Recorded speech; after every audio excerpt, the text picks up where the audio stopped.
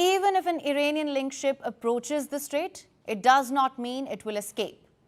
Which brings us back to that Chinese-flagged US-sanctioned tanker. Whoa. Rewind that. That polo. Strait. It looked like a quiet defiance of American power.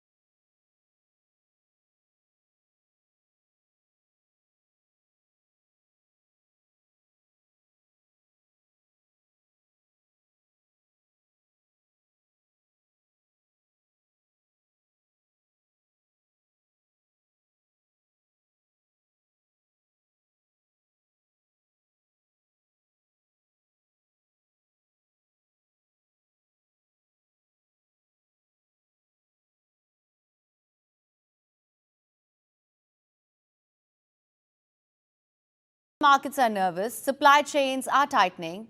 The IMF is warning of a potential global recession if this continues. Today's shock echoes the 2022 commodity price surge. Then, central banks delivered a successful disinflation without a recession. Can we expect the same outcome now?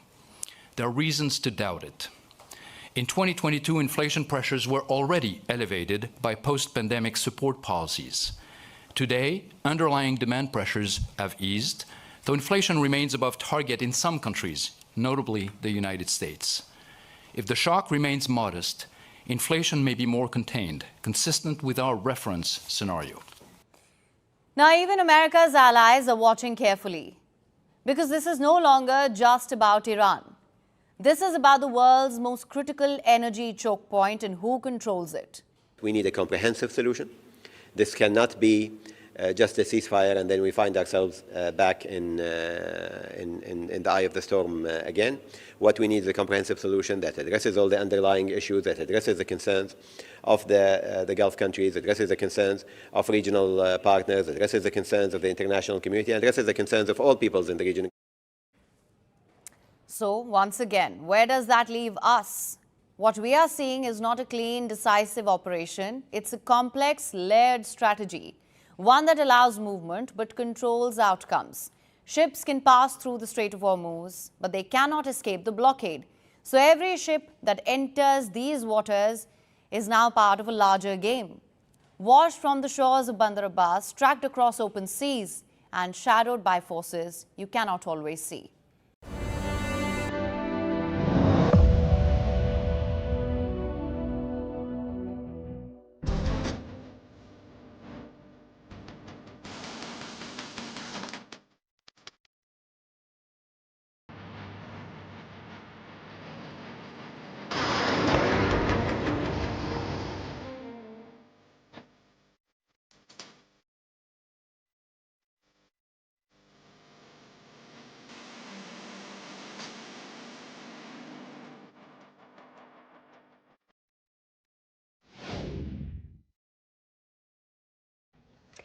Now, yesterday we told you that 4 ships crossed the Strait of Hormuz despite the United States blockade. 3 of them were sanctioned by the United States. It looked like a breach, a failure perhaps.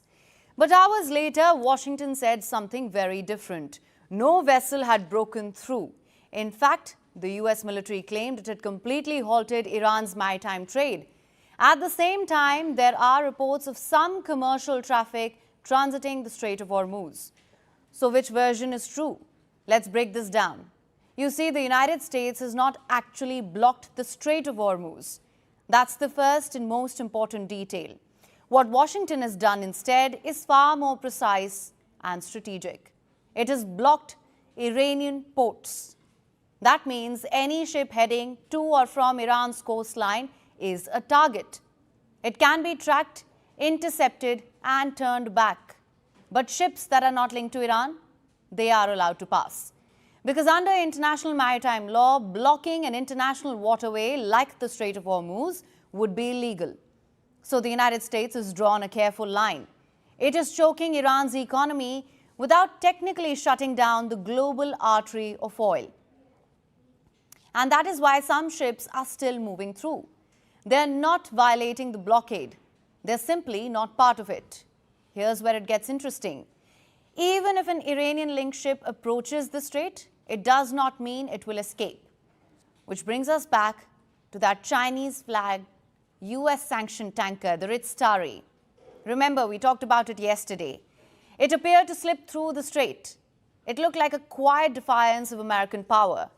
But not for long. US forces later contacted the vessel. They instructed it to reverse course. And the tanker complied. In fact, according to a report by the Wall Street Journal, at least 8 oil tankers have already been intercepted this way by US forces. Each one contacted over radio. Each one told to turn. And every single one complied. This blockade does not end at the water's edge. The United States can track and intercept vessels thousands of kilometers away.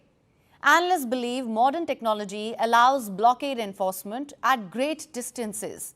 So a tanker leaving Iran today could be stopped days later in completely different waters. The US has sent more than 1,000 troops to West Asia, and according to US officials, more than 12 ships are stationed near the Strait of Hormuz for blockade duty.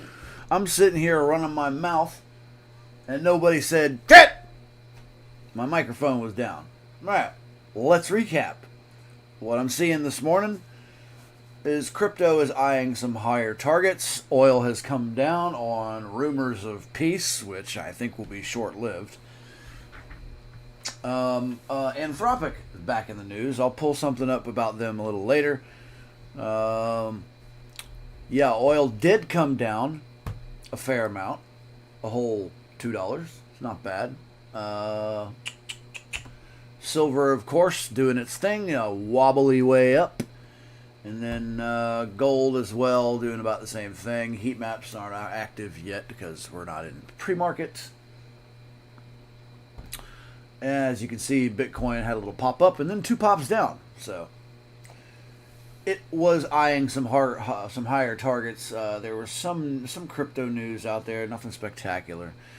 We're gonna have this, 2 steps forward, 3 steps back type thing going on.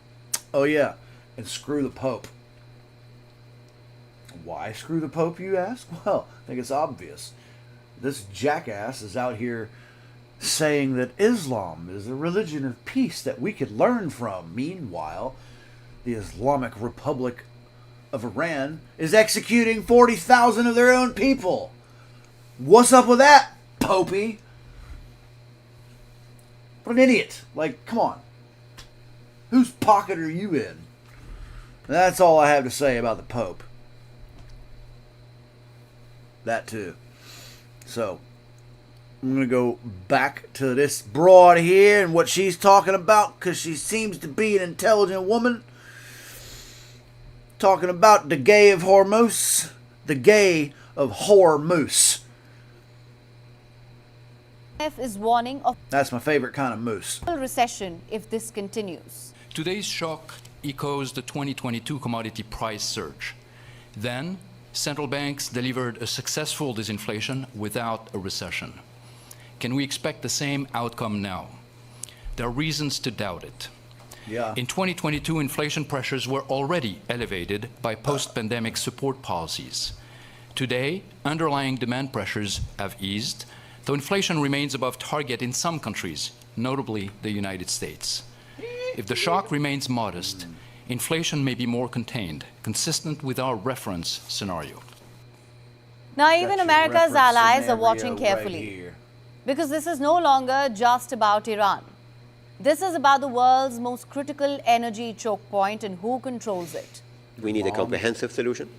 This cannot be just a ceasefire and then we find ourselves back in the eye of the storm again. What we need is a comprehensive solution that addresses all the underlying issues, that addresses the concerns of the Gulf countries, addresses the concerns of regional partners, addresses the concerns of the international community, and addresses the concerns of all peoples in the region. So, once again, where does that leave us? In the butt. What we That's are where it seeing leaves is us. not a clean, decisive operation. It's a complex, layered strategy. One Kinda that like your allows mom. movement but controls outcomes. Ships can pass through the Strait of Hormuz, but they cannot escape the blockade. So every ship that enters these waters is now part of a larger game. Yes, sir. Washed from the shores of Bandar Abbas, tracked across open seas, and shadowed by forces you cannot always see. That's right.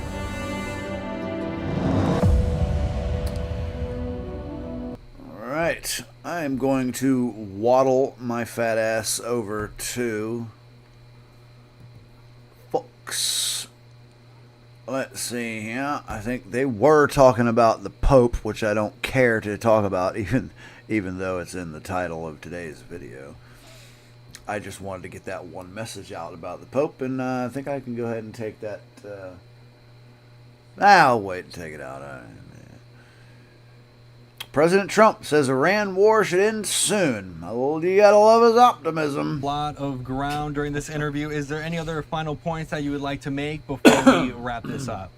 Got your final point. Sure. I mean, right on the here. point of the Lebanon ceasefire, I think it's important to note that, I mean, there after that direct meeting on Tuesday and the ceasefire announcement yesterday, that the U.S. must pressure the Lebanese government to disarm Hezbollah and take away its weapons. You're damn right. Since November 2024 until March 2026, the Lebanese government has done or has conducted minimal efforts to disarm Hezbollah and remove its threat to Israel and to other neighboring states as well.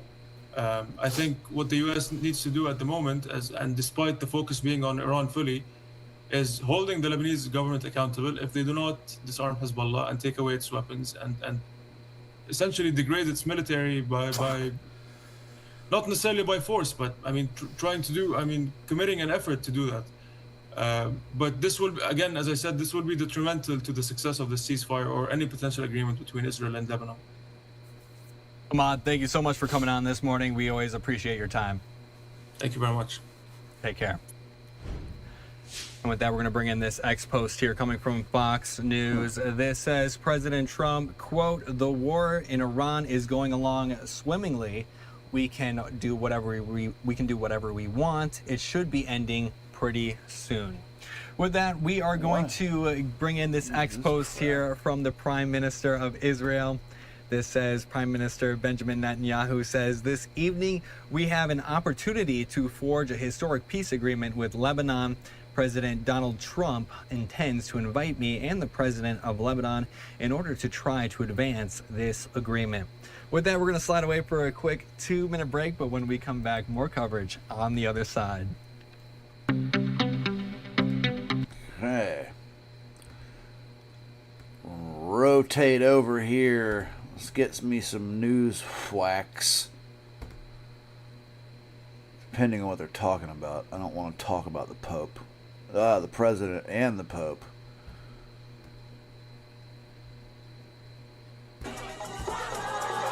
Yeah, no, I'm sorry. I just don't care. I want to give the Pope a friggin' platform. He's got a big enough one already he isn't using intelligently. Alright, Bloomberg.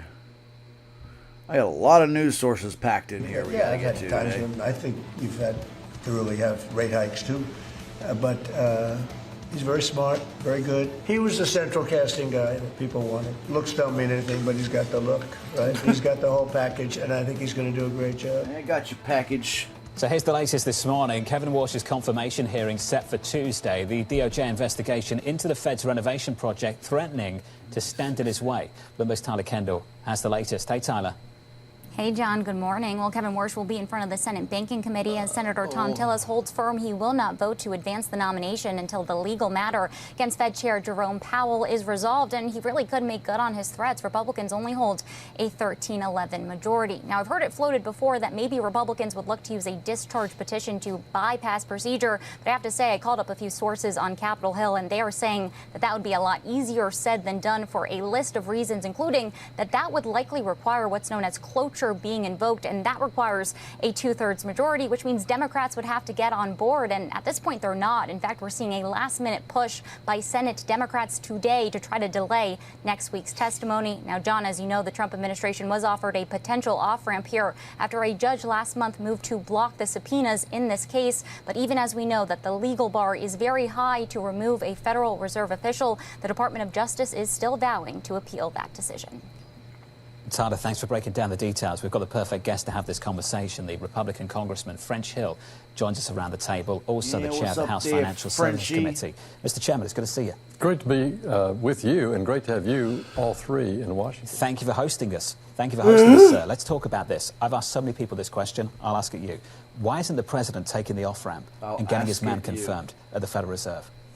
Well, it's what I recommend. I mean, I said back in January that I didn't think Jay Powell had done anything criminal, and that it was a distraction to have the DOJ do that investigation, which is, as I've said many times, doesn't exempt the Fed from criticism. I've had plenty of things that I think that Jay Powell or the Fed board should have done differently over the years. Yeah, I mean, Trump was just mad because he didn't get the interest rate cuts. Let's just be real. That's all that was. Now, do I think the Fed is a legitimate organ? No, absolutely not. They're by and large why our money is worthless. I am definitely for ending the Fed. Do I have an alternative in mind I think would be better? No, so probably shouldn't take my advice. Just being straight with you, I don't have an alternative in mind. Actually, I kind of do, but it's not anything that is supported widely, as are many of my opinions. Fine, you twisted my arm. I'm a Bitcoin maxi. So I would be in favor of replacing the entire monetary system with Bitcoin. No, not stable coins, Bitcoin. Not these individual banks-owned coins that actually seek to strengthen their stranglehold on worldwide economics. No. Bitcoin. No other coin. No other shit coin. No stable coin. Bitcoin and Bitcoin alone. Because if you know anything about the technology itself, well, if you knew enough about the technology itself, you'd be a maxi too. Or what it represents. It is the way. In fact, that's what I had this shirt made to say. Dump the dollar, Bitcoin is the way. And you can order your own shirt just like that from our merch. And look, I've even got a hoodie with it on it too, baby. And that is embroidered. It's also got a little on the sleeve. It's also got an embroidered Bitcoin. This hoodie is awesome. Like, I've got another hoodie that was my go-to hoodie. It's not as bulky as that one. And my other hoodie is comfy, don't get me wrong, but that one's way comfier. I was surprised. I was surprised at the quality. And I'm not just saying that because I sell them. I'm being for real. But, yeah, I only make like $1 or $2 when you buy one, so I don't really care. But they are pretty cool. So are the shirts. I just happened to be wearing the shirt. I didn't try for that. Yeah, right. I'm going to put Bloomberg or Schwab, one of these jerks, back on while we wait. Actually, you know what? I see Ion. I haven't gotten to W-Ion yet. I'm going to go ahead and pull them jerk asses up and see what they've got going on. Yes, the stake is very high, but I doubt they would go to a direct military confrontation with the U.S. now, because this is not in their playbook. But I do starting to unblock it, huh? They have been and will or still try to secretly supply weapons and military help to the Iran, so that the Iran can consume U.S.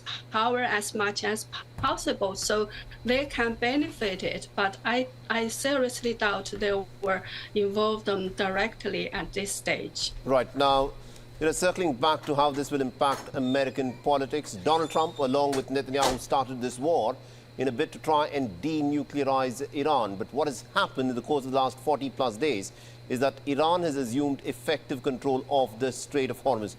Do you think Donald Trump has anything that he can actually claim as success in what he has done so far in the last 40 days of this war?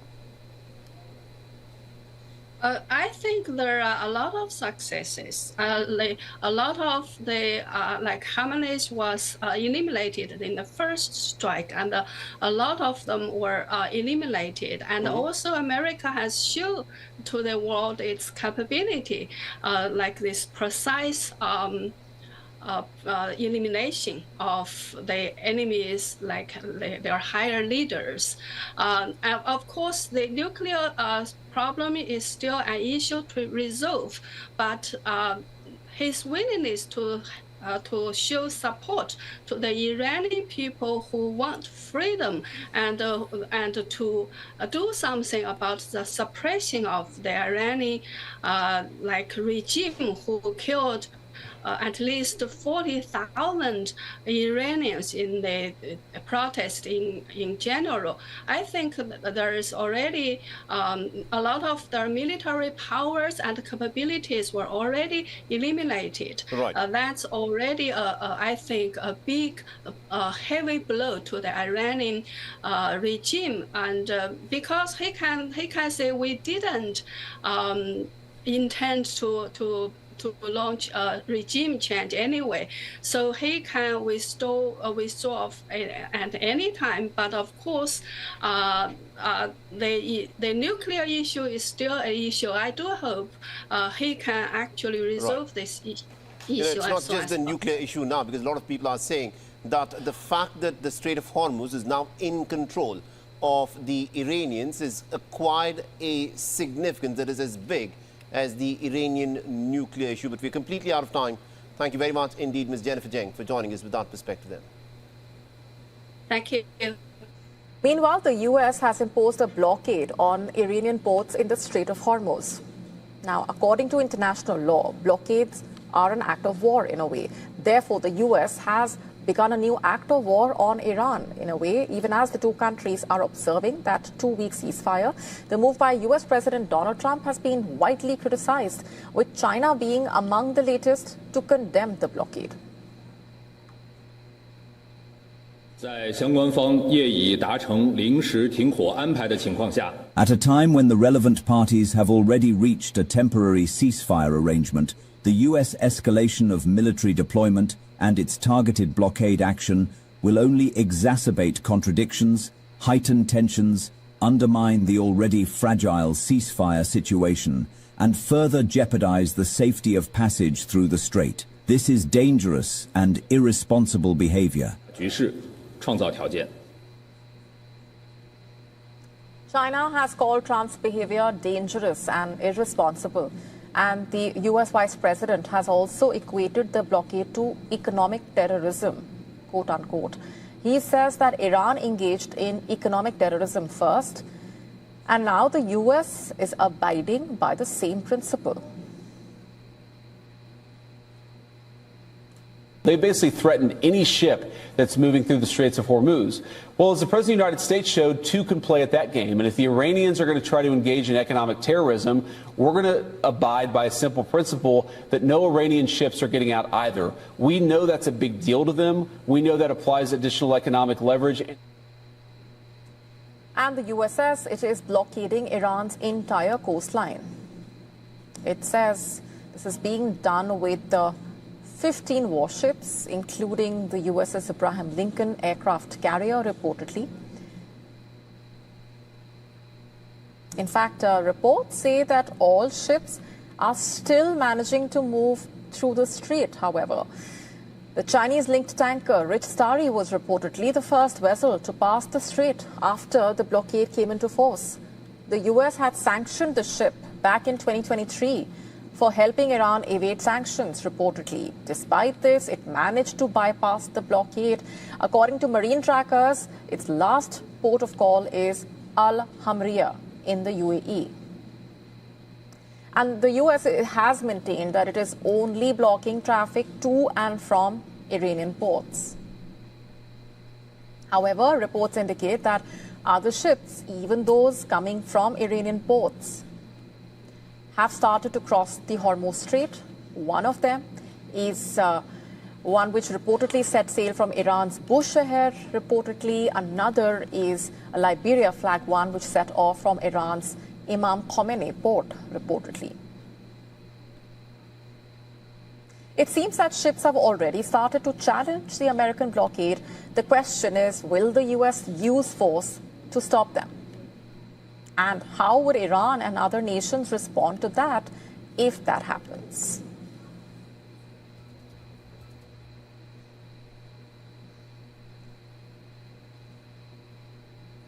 And earlier, we'd spoken to John Rosamondo, who is the president of Viking Research Associates, also a geostrategist and expert on U.S. national security. He spoke to us a while ago. Listen in. Well, I would call China's reaction hypocritical. It vetoed a measure that would have called Iran to task for its violation of international law with its blockade of the Strait of Hormuz. So, I mean, we've had two times in UN history, Korea in 1950 and against Saddam Hussein in 1991, where the UN has given an authorization of force. So the President of the United States has decided to enact a low-cost effort against Iran to choke off its source of funding.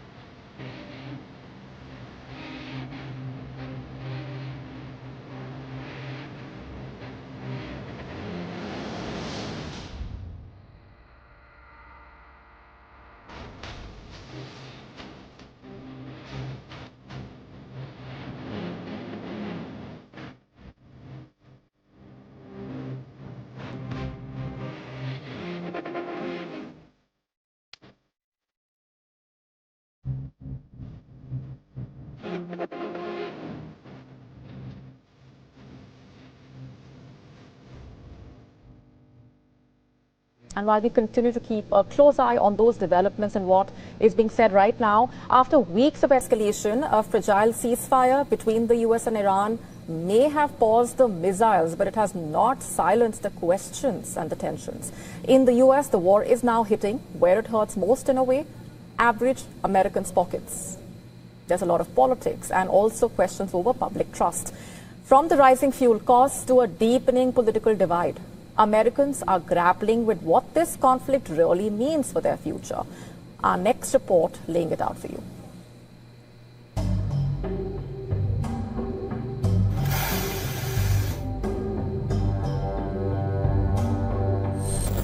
The aftershocks of the war with Iran are echoing across the United States. A conflict that lasted just weeks has left a lasting mark, not on the battlefield alone, but across the American economy and public mood. For many, the most immediate impact is economic. Rising fuel prices, supply chain disruptions, and market uncertainty are beginning to squeeze households and small businesses alike. The cost of living, already a pressure point, is now tied directly to a war thousands of miles away. You start talking about fertilizer prices, we saw an increase of like our liquid nitrogen that we run went up, $100, $150 a ton. Cash flow here is tight, and especially was tight last year at the end of this growing season. We just didn't have a good growing season, so we couldn't pre-buy a lot of those inputs. So yeah, we got hit at the worst possible time because we're trying to buy fertilizer when it skyrockets and when the supply also gets cut. The war in Iran has fueled the biggest jump in US inflation in nearly 4 years and sent consumer sentiment tumbling to a record low. Economists say that's just the beginning. The impact of the high car prices is a little bit different because we're not all buying a new car every year, usually. But it does mean that especially for lower income consumers, finding a good, reliable car. Yeah. Are you here because you're trying to find a reliable car? Not me. I'm here because I'm broke. Yeah, so look, this is going to be my last stream for a while. I don't know how long. It's going to be my last live stream market opening for a minute.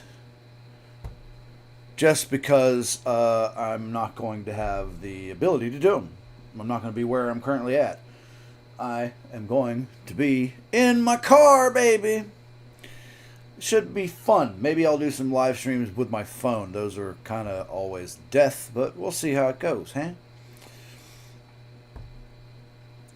Some weight to them on the S&P 500, on track for a third straight week of gains. Markets optimistic about an end to the war in Iran. Joyce Chang of JP Morgan writing the speed and magnitude of the relief rally since the ceasefire suggests that risk appetite remains strong and easy financial conditions are still a dominant force. Joyce joins us now for more. Joyce, welcome to the studio. Good morning. Great to be here. It's good to see you. You've been here the last few days, I believe, at the IMF World Bank Spring meetings. What's the number one takeaway for you so far? Cognitive dissonance, so heightened geopolitical risk, but also bullish markets. Positioning for fat tail risk are gone. We're going to get some type of ceasefire agreement soon, even if it's light on details. So I think that is the prevailing mood right now. And then there's the AI story. That's still taking a meaningful step up. CapEx is still strong. Now, I worry that is the narrative now, but I worry about the risk around that. So the trade we're in now is fat tails are gone. We're going to get some kind of deal. A lot of people looking at this like last April, is this going to be V-shaped, like Liberation Day, like a trade war? But, we have to really see how these negotiations are going. We have to understand the Iranian position and whether this can be done that quickly because the clock is ticking. We're going through inventories. We have 13 million barrels per day offline. So if this goes longer than what market is expecting, that's going to lead to, I think, a considerable amount of disappointment here. Absolutely. So people have reflected on the 2025 comparison, Liberation Day, April 25. I wonder if there's similarities in the price action to, say, 2020. I've been trying to work out if this is February 2020 or April 2020. In February, we were at all-time highs, oblivious to what was about to happen. That's In right. April, we had this vicious rally, hopeful about the future, and if you were late to get on board, you missed out on some Sure big did. gains. Do you think it's one or the other right now? Well, I think that that's been the pattern, and this is why this drawdown wasn't comparable to COVID, it wasn't comparable to Russia, Ukraine, it wasn't even comparable to Liberation Day. It's come back so quickly every time. So the drawdown this time was much less. But it's very different, I think, than Liberation Day, because that was unilateral. You could sort of begin to bring down the tariffs on one side and take that pressure off. That being said, yeah, I am going to take a small reprieve from all things money, being that pre-market doesn't even begin until for another 20 minutes. So we're just going to screw around a little bit and look and see what social media is saying, which is usually a whole bunch of nonsense, but some funny nonsense. The propaganda that Iran is pumping into social media is unreal. They're certainly winning the meme war. Oh yeah, and screw the Pope. Why screw the Pope? Well, because he's a jackass. And he actually said that that Islam is a religion of peace and we could learn a lot from them. Are you batshit? Like, really? Let's just gloss over the 40,000 people Iran has murdered, their own people. You know, let's just completely ignore the humanitarian disaster that you just propped up. Like, what the hell is wrong with you? So, like, it's either just a completely tone-deaf statement made by an oblivious moron, or it was a statement made in the face of knowing this, and he's just an asshole. Which one do you think it is? Because I don't know. I'm not qualified to answer this question. But you would think he'd be qualified to make an accurate assessment of such things. And I understand that, you know, one might imply that we should all get along. And while that is correct, it doesn't make the alternate true or untrue. It doesn't negate the truth. And, you know, why, you know, he was all, Pope was all anti-Trump, and you heard liberals, I see all my liberal family members sharing the shit out of everything the Pope said. Oh, but they're silent on this one, aren't they? As usual. Hypocrites. As usual. Let me go over to some of the stuff I've shared, because I have found some good stuff. Yes, this is my Facebook. If you'd like to follow me, feel free to. That's me, Bucky Parker. Oh yeah, did you see this guy? Oh my god, dude. This is the host of Iranian state television threatening his own people. He's just you know, he works for the IRGC. Wait a minute, let me get the audio right here.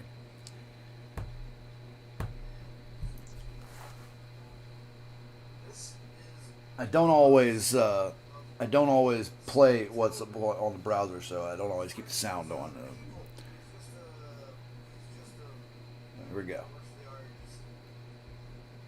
چه در خارج وایسادیم غبار فتنه که خوابید به قول محسن چاووشی یقتون رو خواهیم گرفت دونه دونتون رو الان دارین اتفاق میفته مصادره اموال که چیزی نیست ننتون رو به عزاتون مینشونه اونایی که الان خیال خام دارید و فکر میکنید شلوغ شده و باید یه کاری کرد اینم برای شماها چه در داخل چه در خارج ببرید بفرستید بره برای هر کی که دوست داره اینا رو بشنوه. So he's advocating killing these people that are protesting. This is Iranian state television. Now, what are you seeing them saying in the news? That it's BS that they don't do this? Well, there you go, right there. That's Iranian state television. That's the guy saying, we will make your mothers mourn you. What more evidence do you need that these pieces of human garbage do the things that we've heard about? I mean, I know it's kind of hard to imagine that anybody's backing these assholes up and actually saying that the things aren't happening, but yes, they are. They've been saying that these things aren't happening. In fact, some people actual other Iranians have been saying that this is just a narrative that America puts forth, and these aren't real Iranians. These are Iranians, the ones that are protesting. They're Iranians that have let American propaganda creep in. Well, that sounds like Iranian propaganda to me. Oh my God! But that right there it is. We will make your mothers mourn you. What more do you need? So, what I found awesome is someone was in the comments here and gave his coordinates. His latitude and longitude. As you can see, when I shared it, I put his latitude and longitude of where this show is filmed at the top. So, I tagged CENTCOM in it. So, if anybody else is out there would like to do the same, please write this down and let's send a missile straight up this. I'll get demonetized if I finish that statement. Send a missile straight up this C's FA. How about that? His coordinates are 35.6892 degrees north by 51.3890 degrees east. I'll play it for you one more time. Actually, you can't hear what he's saying. You see what he's... When the dust of this unrest settles, we'll grab you by the collar, every single one of you. Then that's already happening. Confiscating your property is nothing. We'll make your mothers mourn you. Those of you who have now foolish ideas and think things are chaotic and something must be done, this message is for you, both inside the country and out. Cut this clip and send it to anyone who likes hearing this. Iranian state TV host threatens protesters. We will come for you. You know what? I want to find more of this guy and see what else this dickhead is saying. An Iranian state television presenter has threatened protesters inside and outside the country during a live broadcast, warning that authorities would eventually pursue them one by one. Reza Mollay, a host of the Islamic Republic of Iran Broadcasting, IRIB, a program called Sant Ikoda, told opponents of the government that once what he described as the dust of sedition settles, the authorities would come after them individually. Confiscating your assets is nothing, he said during the broadcast. We will grab you by the collar. We will make your mothers mourn you, whether you are inside the country or abroad. Yeah. Malay also urged viewers to circulate the clip, saying his message should be shared with others. Oh, I agree, along with his coordinates. The remarks, delivered with visible anger during a live broadcast, spread quickly on social media and drew widespread criticism from Iranian users. In recent days, several figures appearing on Iran's state broadcaster have issued increasingly harsh warnings toward protesters and members of the Iranian diaspora. This rhetoric comes amid heightened tensions following the killing of senior Iranian officials and as reports have emerged of authorities confiscating property belonging to some Iranians who participated in anti-government demonstrations abroad. And I've said it before, I think we need to kill a lot more Iranian not the people, the IRGC officials. I think we need to kill a lot more. It warms my heart to think that so many of them are dying like the dogs that they are. It warms my heart. It really does. Can you hear the soothingness of my voice? This is the sentiment that knowing of these pieces of human garbage deaths is what it does to me. It relaxes me. It makes me feel good to know that they're dying like the dogs that they are. So yes, please spread this dickhead's message far and wide. Again, those coordinates are 35.6892 degrees north by 51.3890 degrees east. That is the latitude and longitude of where he broadcasts from. And his name is Reza Mollay, R-E-Z-A, first name. Mollay, M-O-L-A-I, A-E-I, M-O-L-A-E-I, last name. He is the host on the Islamic Republic of Iran Broadcasting, IRIB, or IRIB. The program is called SAMT-E CODA, SAMT-E CODA, KHODA. You know what? I'm gonna go find more of this guy. I want to see what else this dickhead is out here saying. I want more Islamic Republic of Iran Broadcasting. Doubt we're gonna see much of it on the YouTubes. What is this? Moment. Oh yeah, there was this glorious moment of Iran's state broadcast being interrupted by missiles. We all saw that, I do believe. We'll go ahead and pull it up just because it's such a lovely thing to witness, such a beautiful thing to behold. She was in the middle of talking shit, and they bombed the building right in the middle of it. Oh, isn't it beautiful? Now, I'm not for innocent people dying at all, ever. But the Islamic Republic of Iran, they are not widely supported by the people of Iran. They are basically an invading force that's been there for far too long. Most Iranian citizens despise Islam, and rightfully so. Did you know that they lowered the age of consent in Iran to where a girl can get married in 1979? The legal age of consent, of sexual consent, was 18 years old in 1979. They lowered it to 9. The legal age of sexual consent in Iran is age 9. 9 years old. And it has been since 1979.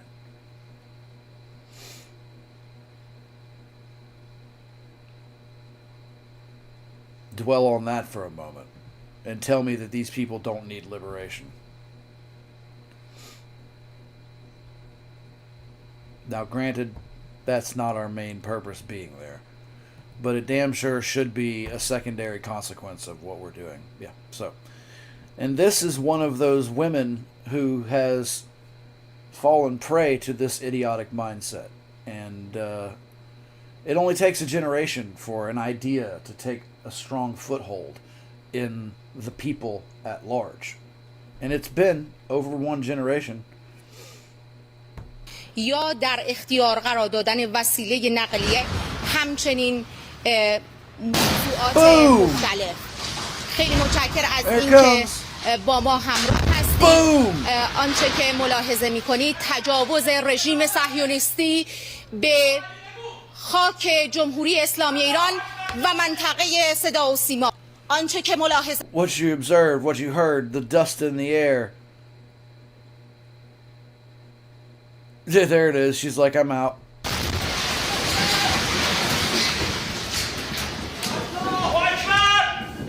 God is great, obviously.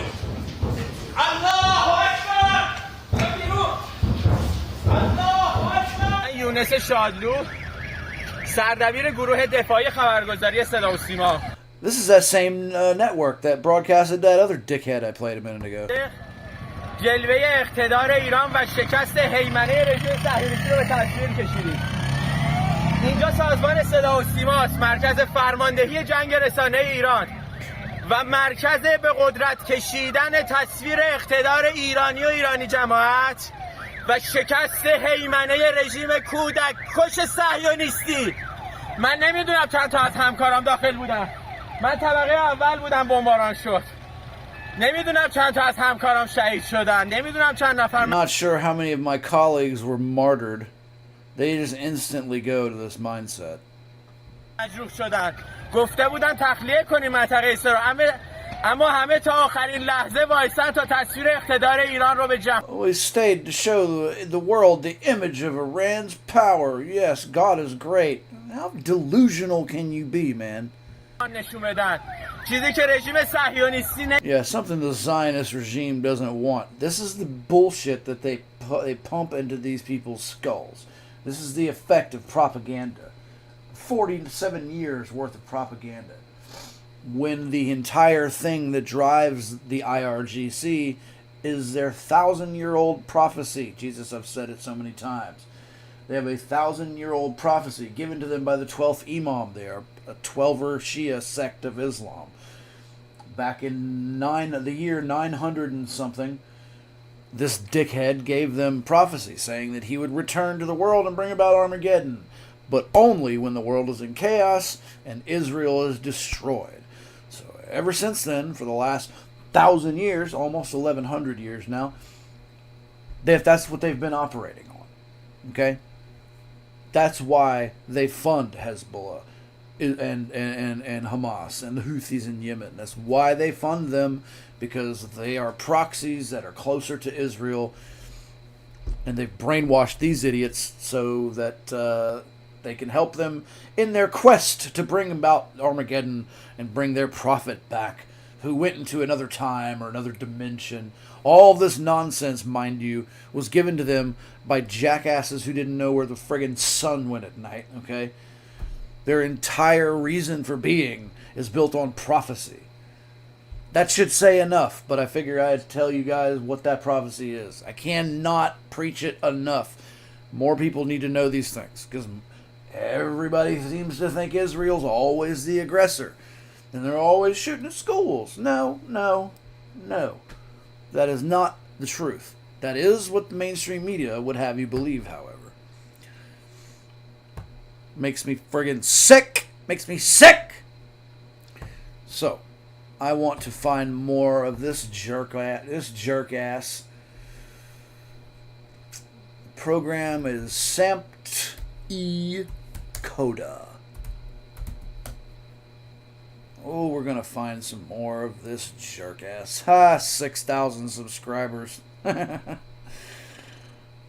got 25% of the same amount of subscribers as he does.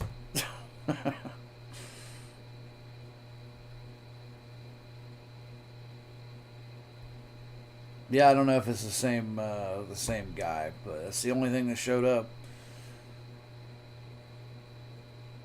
Doesn't look like the same guy. Oh, that does. Huh. I can't scroll down.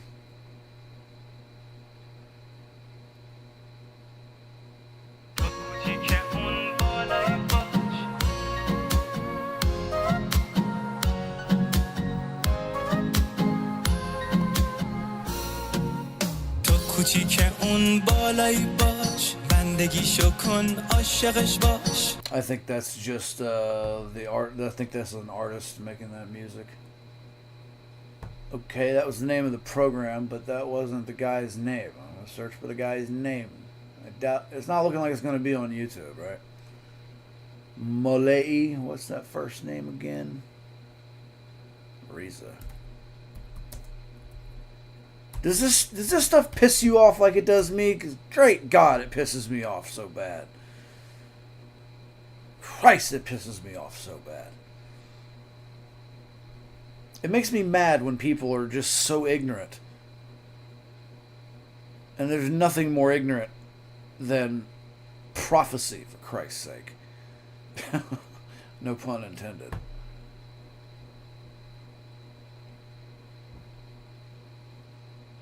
They are, yeah, there it is. I captioned this moron. Wishful thinking doesn't make a thing true. I'm about done with this fool and his talking out of the side of his mouth about what Trump is doing. Meanwhile, Islam is right in his own goddamn backyard, mowing down tens of thousands of innocent people, and this dickhead is acting like it isn't. Islam is a religion of peace. We can learn from them. Shut the absolute fuck up. That's my message to the Pope. Trump says Iran wants to make a deal. I don't think they really care. I don't think that that's what they aim for. Every time we have a ceasefire, it just gives them a chance to lick their wounds and regroup. We shouldn't let up. We should be obliterating them like we supposedly already did. We should be mowing them down by the dozen. Because it's impossible to kill an idea, but you can damn sure weaken those who push it. And the people have had enough. They keep showing these groups of IRGC supporters saying that that represents the entire country. And if you look at the side-by-side images or videos of the size of each of those crowds, and it is overwhelmingly skewed to the side of the flag with the lion on it, okay? Not the flag with the swords, same colored flag, flag with the lion on it. And interestingly enough, I recently saw a post of Mark Ruffalo's dumbass holding up the Islamic Republic of Iran's flag, saying, "Oh, same with the people of Iran." No, you idiot. That's not the flag that represents the people. And of course, I've got a relative who is just in love with the celebrities and her TV. And I'm sure that pissed her off because, you know, she wants to blow every celebrity out there because they're celebrities. Benjamin Nagdi to be executed in silence by the Islamic regime. Apparently an Olympic Muay Thai champion, 26-year-old Iranian kickboxer, at imminent risk of being executed. I'm pretty sure it's safe to say he gonna die. Nobody does anything. I see dozens of these every day. Nothing ever stops it. He's gonna die. Check this out. A message to the Pope from somebody else. Pope Leo grew up in Chicago. I grew up in Lebanon. I wasn't forced to leave Lebanon because there was peaceful coexistence. I was forced to leave Lebanon because Islamic terrorists blew up my home and killed many of the people I grew up with. I wish the Pope would talk to the persecuted Lebanese before making ignorant statements about countries he knows so very little about. I agree, Bridget Gabriel. Or as Brigitte. Lords of Acid, are you familiar? That's a little off topic. Oh yeah. Have you guys heard about these several, like, I think it's close to a dozen, if not more, of these high-ranking scientists and, like, nuclear physicists and all sorts of brilliant people that were all somehow close to the UFO topic. And they've all gone missing in the last, like, year. There's been a whole bunch of people. There are now 10 American scientists who have either gone missing or died since mid-2024. They all reportedly had access to classified nuclear or aerospace material. Is anybody investigating this to see if these things are connected? Nope. I've seen the report, Peter. I haven't spoken to our relevant agencies about it. I will certainly do that and we'll get you an answer. If true, of course, that's definitely something I think this government and administration would deem worth looking into. So absolutely. Let me do that for you. Yeah, you know, that's awfully strange. In fact, I've got, about 1 million posts ago, I posted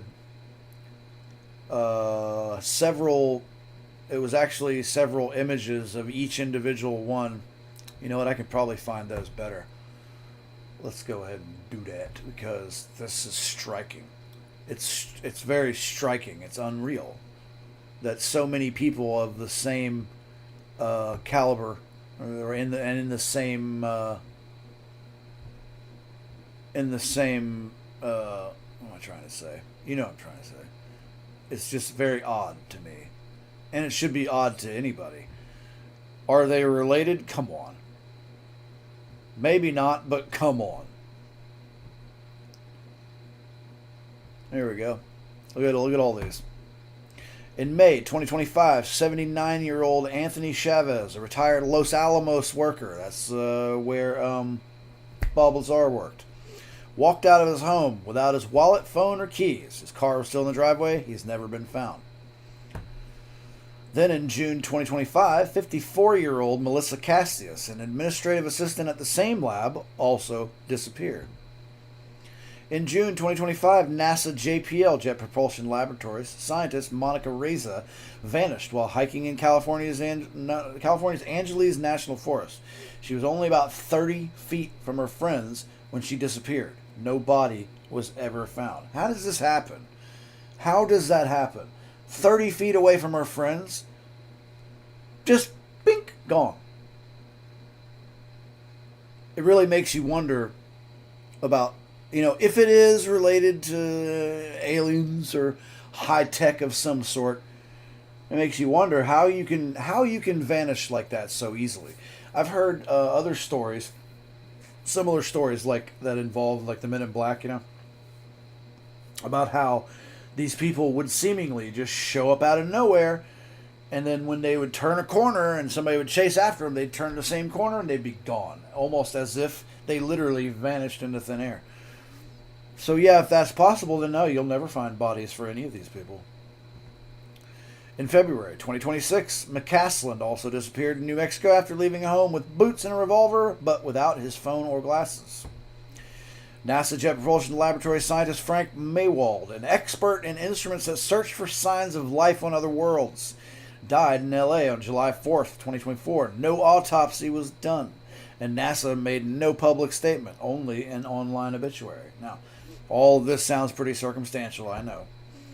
Astrophysicist Carl Grillmayer, heavily involved in NASA infrared telescope projects that also use similar tech to track missiles and satellites, was shot dead at his California home in 2026. In Massachusetts, fusion researcher Nuno Lauriero was shot in his home in December 2025, and cancer drug scientist Jason Thomas was also found dead in the lake after going missing for 3 months.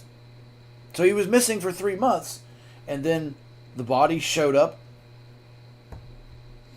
All of this has caught the attention of Congressman Tim Burchett, a loud voice in Washington on UFOs and government secrecy. He says there's a pattern of U.S. scientists and researchers in sensitive areas dying or disappearing, and says something dark is going on. I agree.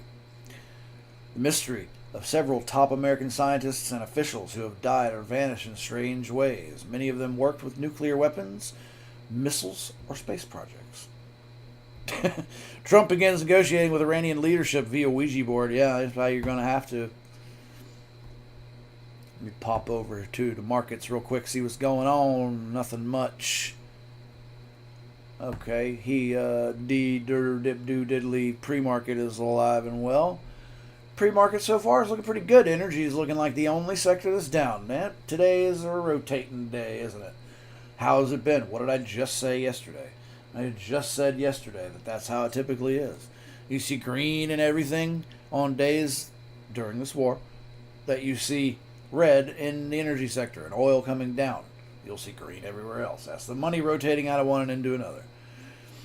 And it's Friday. So, being that the whole whether or not oil is profitable changes hour by hour, it's Friday, so people want to rotate their money into things that they know won't move over the weekend, I guess. Yeah, oil came down a good bit.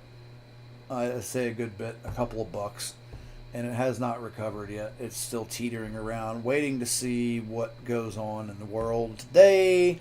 Bringing the dollar with it, baby. And Bitcoin looks like it's trying to slide its way up. Oh, yes, sir. And while this is all going, silver coming up. But that's to be expected when the dollar comes down, as with gold. Crypto heat map of the last hour looking flat. The last 4 hours flat. 24 hours still up.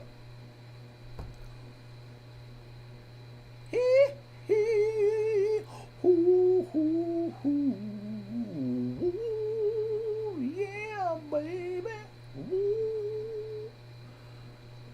Science, biomedical. Look how they spelled science. PSYENCE. Up 100%. A with no rating. Go figure. Flutter Entertainment was all in the news yesterday.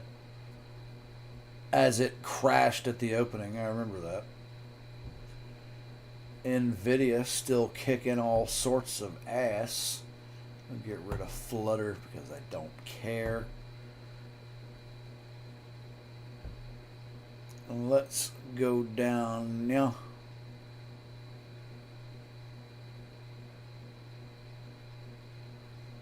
When do you think Bitcoin is going to double? How about that? Not go up, not recover, straight up double. How long until it gets to 150,000, do you think? Personally, I think it's going to be another 3 years. Minimum. Well, maybe not minimum, but relatively another 3 years, which is as long as I'm going to have to leave my holdings in it.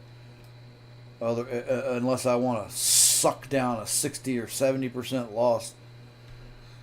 And I will not. I refuse. I've got a decent amount of holdings that I will leave alone. I can't touch it. Every dollar I spend out of it literally costs me like $8. So no. If I did it all, I would only have a few $100s. However, if I let it sit there, then it'll make the difference of a few hundred to a few thousand. So it's not worth it to cash out. Because see, I've got a negative balance on my Crypto.com account. If you pay attention to the videos I make, I made a video boycotting Crypto.com because of their nefarious practices with me. They have a tier system in place where you can pay monthly and get certain perks, like many places have. Well, the first tier they've got is the Plus tier, which I signed up for. And essentially what it was it allowed the first $20,000 that you trade with every month, as in it resets monthly. The first $20,000 you can trade for free with no fees whatsoever. Well, they started charging me fees after $10,000. And then when the month rolled over, they didn't reset it. So, by my calculations, they owed me a couple $1,000s in fees. And when I went to talk to them about it, I've been given the runaround now for 4 months. They're still researching my account for 4 fucking months. And they pulled this BS with me before, which I beat them one time before when they tried to snake out some of my money. They did the same thing with my son, robbed him with a couple $1,000s. He didn't push back though. So what I did was I still had another $6,000 waiting to be deposited that I had already traded and actually lost. So I canceled the transactions and stuck them. I was like, you know what? If you're not going to give me my money, then I'm going to give you your money. So we're having a standoff at the moment, which I'll probably lose. So my cash account on Crypto.com is actually negative $5,300 right now. But my holdings in crypto, I have staked because they can't unstake it. And if I were to unstake it, then I would lose I'd lose $5,000 out of today's prices. Whereas if I wait, crypto will go up. That $5,000 won't cost me as much. You follow my logic? And I've got a couple other bets in there too that will bring that number down a little bit. Like they had a bet in there going that basically was saying who's going to be the world's largest company in June of 2026. And in December of last year, it was no contest. It was Nvidia hands down. It's still Nvidia, but Google has been creeping its way up. I've noticed in their market cap. They used to be over $1 trillion of separation between the two, but now it's less than $1 trillion. So they're actually creeping up. But they've got like say 5.5, 6 weeks to make it happen, and they better not. Because it'll profit me about $1,200 if I win that bet. That's the profit that I'll take, and that profit will go entirely against my negative cash balance. So that'll be a nice little piece of it taken away. But if I were to like cash it all out right now, that $5,300 would eat me alive. It would really suck. And being that I lost about $70,000 trading Bitcoin futures, yeah, I sold my house and lost the majority of it by doing that stupid shit. In record time, I might add. Now that is why I am currently homeless. And I've got more money coming. I've got about 15 or 20 grand that's coming, God knows when. I'm waiting on a settlement, and that my disability settlement. So I can't work. I'm in a tight spot. But yeah. So 8:13, ran my mouth for a whole 5 minutes. That's it. I'm not quite ready to go back to the news because they suck. Let's look at some memes, shall we? Can you find the Chinese bootleg subtitled version of episode 3 and realize it's an untapped mean gold mine? She's expiring. She could be okay, but she has great disappointment at husband for not being full manager. Ha, ha, ha, ha. Yeah, we're not going to do that. But I am going to go back in here. Shit. I wanted to get that guy. I wanted to look more of him up.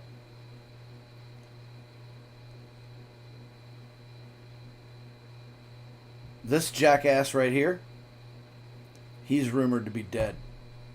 A message to the President of the United States. The outcome of war cannot be determined by tweets. The result of a war is determined in the field, the very place where you and your forces do not dare to approach, and you can only talk about it in your tweets. It's better to name this war as Epic Fear instead of Epic Fury. That smug bastard, I hope he is dead.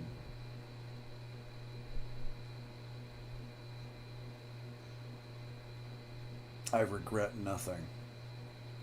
Pulled pork, got pork in it? No, you good. They pulled, what? They already pulled the pork out. I bet. That's what I was thinking. What? I swear sometimes I see these and I'm like, there's no way somebody could be that stupid. But then I get on social media and I am proven wrong over and over again on the suspected stupidity of my fellow peers. So I have to share that one, of course, because, you know, that's my job. I point out retards. If there are retards to be pointed out, I'm going to point out the retards. I sure do love pointing out retards. Because retards are so retarded. I'm feeling good today, guys. Despite my situation, I'm still feeling alright. Not feeling bad. I'm hoping we can murder some more Iranian scum. This guy in particular. Come on, CENTCOM, send a missile to that guy's ass. I wanted to find some more things. I wanted to honor the recently murdered by the IRGC. Oh yeah, look at this. This is what the Israeli defense found inside of a school in Lebanon. And this is what I've been saying. And I said in one of my videos I made. That Hezbollah, this was Hezbollah, how these proxies that Iran pays to do their dirty work abroad, or in Israel, they stash weapons in schools and hospitals and civilian locations so that they can fire them upon Israel from those locations, knowing that Israel will retaliate. And when they do, they flip the camera on and they say, look, how dare they bomb our schools and innocent children? Oh, genocide. Yeah, this is what they do. They set it up just like that. Yes, here's something a little off the beaten topic a bit. Former private chef who worked in one of the Rothschild residences in Zurich said their diet wasn't about taste. Or what? What? I can't read that. Every item on the menu had to be approved by a neurologist who specialized in focus and behavioral chemistry. They believe food programs the brain the same way language programs thought. The banned food list shocked him. This was the chef for the Rothschilds. No fried food, no pastries, no fruit juices, no mint. When asked why, the nutritionist replied, mint lowers testosterone. Remember that. Mint lowers testosterone. Sugar kills your vigilance. Fried oils block oxygen transport to the frontal cortex. Every restriction was linked to performance, not morality. Before major financial decisions, they ate almost ascetically, small portions of bitter greens, fish, and black coffee. The goal is to dull the body and wake up the prefrontal cortex. You can't read markets when your bloodstream is full of dopamine, and that makes sense. The strangest rule, however, no warm milk, ever. The chef was told it suppresses cortisol too quickly and tricks the mind into emotional softness. A relaxed brain is a negotiator's enemy. Comfort writes bad contracts. On weekends, when deals were over, the chef could serve red wine and sourdough. They would reintroduce chaos deliberately to reset neural tolerance, like taking the leash off for a day. He later realized the real secret wasn't in ingredients, it was in intention. Ordinary people eat to feel better. They eat to think sharper. Their menu is a form of strategy, not a recipe, which I found that fascinating. I found all of that fascinating, namely the part about mint. Mint lowers testosterone. Maybe that's why, women love their mint chocolate chip ice cream and most men can't stand it. Funny how that works. But yeah, I thought that was interesting. It doesn't have a damn thing to do with what we're talking about today. Speaking of which, let's see real quick what's going on over here, baby. Oh, my oil feature's down $5. Go figure. Me losing money? Huh, no kidding. Bitcoin is still having its slow crawl up. Earl still making it slow downward. Looks like it might be headed even further. Shit, man. Don't do that. Don't do that. See if there's anything in the news. Richfield Financial Services approves issuance of NCDs totaling 150 million rupees.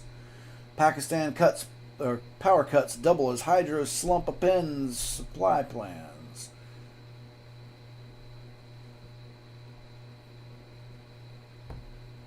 Let's see what's in the Brent news there, baby. Oh, same shit.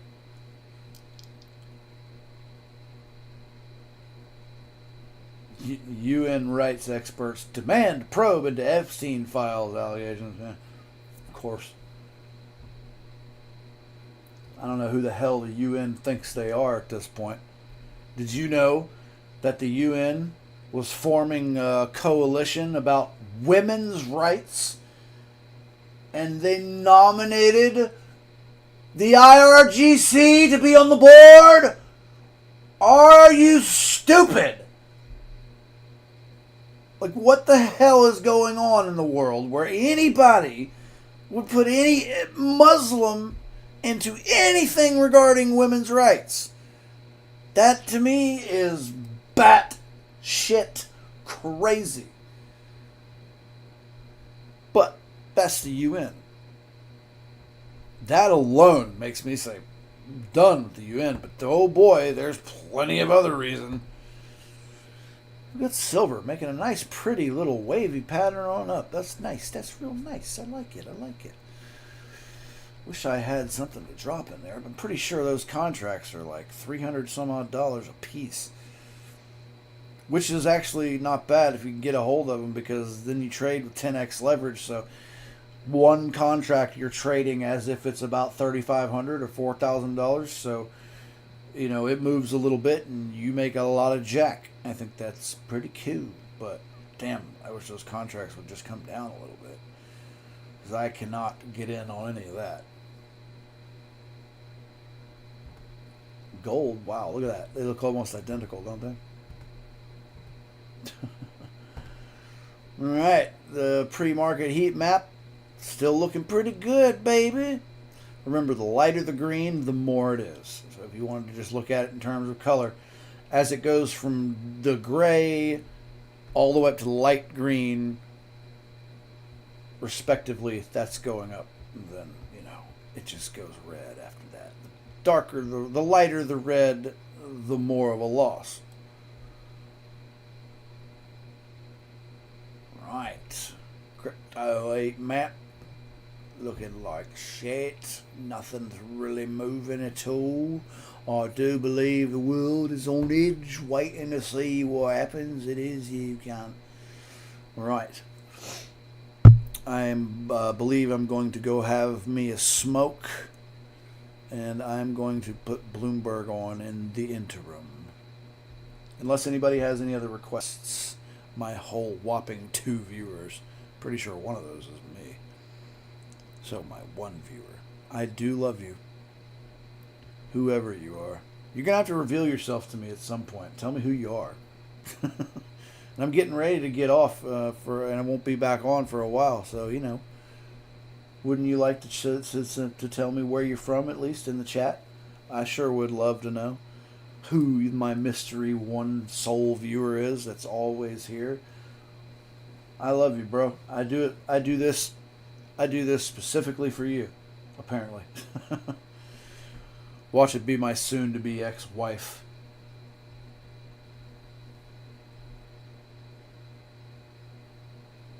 Yeah, that's a story for another day. She had the audacity to contact me yesterday and tell me that her heart hurt for me. Fuck you. Coming. That should raise the risk premium, the term premium, and the long-duration bonds. I think we're going to start to see the yield curve steepen out as a consequence. Non-dollar assets should continue to outperform real physical assets. Bitcoin. Particularly those that are important to shore up economic security, where supply chain vulnerabilities persist. Oh, those hey. are all commercial opportunities, and I think that's... Looky. President Trump said, no more killing. I hope Hezbollah acts nicely and well during this important period of time. Yeah. It will be a great moment for them if they do not. No more killing. Must finally have peace. Thank you for your attention to this matter, President Donald J. Trump. He then posted again this morning, quote, may have been a historic day for Lebanon. Good things are happening, President DJT. At daybreak, thousands of displaced Lebanese could be seen pouring back into southern Lebanon. Nearly 1 million people were displaced by this fighting. And while Hezbollah was not party to the ceasefire deal, they claim they will abide by it. Well, the state of Lebanon will once again be tasked with disarming the massive terror group. At least that's what they're working towards. Again, this is just a 10-day pause, a ceasefire here. They're trying to get a full agreement. And the state of Lebanon, in the previous ceasefire in November 2024, already agreed to disarm Hezbollah. They say they just couldn't do it. They don't have the manpower. What will be different this time is the question. Now, Hezbollah says it's going to keep its finger on the trigger, ready to respond to any treachery and betrayal, they say. So a positive development here, but you can see the scars of this war, obviously, all across Lebanon. And that video clip that we played for you at the very beginning there of the celebratory gunfire, we've been actually seeing a lot of Lebanese living in Beirut posting that wasn't necessarily celebrating the fact that the war was over or celebrating the ceasefire. One of the Lebanese folks posting that, this is about reminding the rest of those neighborhoods, the rest of Lebanon, that Hezbollah is still here, that we're still a very prominent factor in this country's tapestry, the society there, and that on a night like then, they're treating this as a victory, that this is a win for Hezbollah, that they were able to once again withstand Israeli attacks and continue to exist. And so we see a lot of those vehicles driving back into southern Lebanon right now with Hezbollah flags waving out the sunroof. Guys? Well, Zach, we know that Israel wants what it always wanted, peace. However, what does Hezbollah want, and what is the the appetite for the Lebanese government to actually rid its country of this terrorist cancer? You know, as you watch the Lebanese media, you're seeing a lot of current ministers within this current government saying things we've never heard them say before, like disarming Hezbollah is going to be the path towards prosperity for Lebanon. And these are coming from other ministers in this government that are also Muslim, too. And so the kind of comments that we're seeing them make within this current government, something we've never seen before. So that's a really positive sign within this Lebanese makeup. But we have been here before, and we're talking about a massive terror group with tens of thousands of foot soldiers and a prominent control over a southern suburb of Beirut, an entire neighborhood there where they still have checkpoints and armed men that are on the streets that will come up to journalists and demand to see papers to know that they have permission to film there from Hezbollah, not from the Lebanese government. So the situation on the street is still very much unchanged in these Hezbollah strongholds. And of course, in southern Lebanon, we see a lot of people pouring back into those areas. It really comes down to a question of the numbers, I think, which is how many Lebanese armed forces soldiers within Lebanon's army do you have? How many Lebanese police officers do you have? How many men could you pull together, trained and equipped, that could confront Hezbollah and start going door to door and trying to disarm Hezbollah party members? I don't think that right now the Lebanese state has the numbers to do something like that because they didn't at the end of the last ceasefire. And some of these Lebanese armed forces soldiers get paid a fraction of what the Hezbollah guys are going to make, in lifetime earnings or just, this month. So it's a really difficult situation and task for the Lebanese armed forces and the Lebanese police to be asked to do this with no outside help. We already know they just don't have the numbers. Got it. Thank you so much, Zach Anders, for that report. Yeah, Zach, thank you. The ripple effects from the war with Iran can be seen here and across the globe. We've been talking about it all morning. The International Monetary Fund warning about the war stalling the world's economic momentum, downgrading its forecast for global growth. This as Americans are still feeling the pinch at gas stations and grocery stores. Robert Pape, professor of political science at the University of Chicago, posting this, quote, within 10 days, parts of the global economy will start running short of critical goods after 30 years studying economic sanctions and blockades. I do not say this lightly, not just higher prices, shortages. Markets are not ready for this. Let's check in with our financial experts. We're joined today by Mark Lopresti. He's a senior market strategist and the CEO of Market Rebellion. Also joining us is Brandon Arnold. He's the executive vice president of the National Taxpayers Union. Good morning, gents. Good morning, John. Morning. So do you agree with Professor Pape's assessment that Americans will start seeing shortages? Let's start with you, Mark. Well, I have to disagree with the distinguished Professor John, and we really have to distinguish between the United States economic condition and the rest of the world. We've done, notwithstanding my criticism of Jerome Powell, a pretty good job of getting inflation in check, of continuing with GDP growth, of continuing with a very strong economy. We're seeing it already in earnings. We're in the very early stages of this earnings season, and it's looking great. We're looking to close the markets today at another set of all-time highs. So I would have to disagree substantially with the professor's remarks. Yeah, 100%. Stock futures are definitely ticking higher after everything we've seen. And Brandon, in terms of the differences between the United States and Europe, we, of course, are fairly energy independent. And this is why Europe is seeing those potential shortages. Maybe 6 weeks is all they have left. So you'd think, though, that given all this, the Europeans would step up to the plate, trying to help open the Strait of Hormuz. How do you assess the current situation and distinction, as we just heard, between the U.S. and the overall European markets? Yeah, I think it's an enormous contrast. Right now, we are a producer. We're not just a producer of energy, an exporter of energy, but we're also a major food producer, a major manufacturer. So we are very much positioned in a better spot than Europe has, which has moved away from so much production, moved away from reliable energy sources like we have embraced here in this country. That puts us in an advantageous position, and it does beg the question that you just asked. Why is Europe not leaning more into its relationship with the United States right right now when we are the obvious solution to some of the energy woes that they could be facing here. And I do think they could be facing shortages, not just higher prices when it comes to jet fuel and so forth. So they are in a very difficult place right now. We are positioned much better than Europe. But hopefully we'll have some stability across the globe as things pan out and we do achieve some form of peace in the Middle East. Well, I'll give you an A+, Mark, for having the Freedom Tower in the background. That's for you, John. I did that just for you. Yeah. Talking about American independence. And it's a perfect segue into this next topic. President Trump touting the big, beautiful bill in Las Vegas and how much Americans who filed federal taxes are getting back this year. Take a listen. The average refunds this season is over $4,000. And here in Las Vegas, many workers have reported refunds of $5,000, $6,000, $7,000, $8,000 or more, and they've never had anything. It's all from no tax on tips alone. So, and then don't forget, you have no tax on Social Security for our seniors. A lot of seniors out there.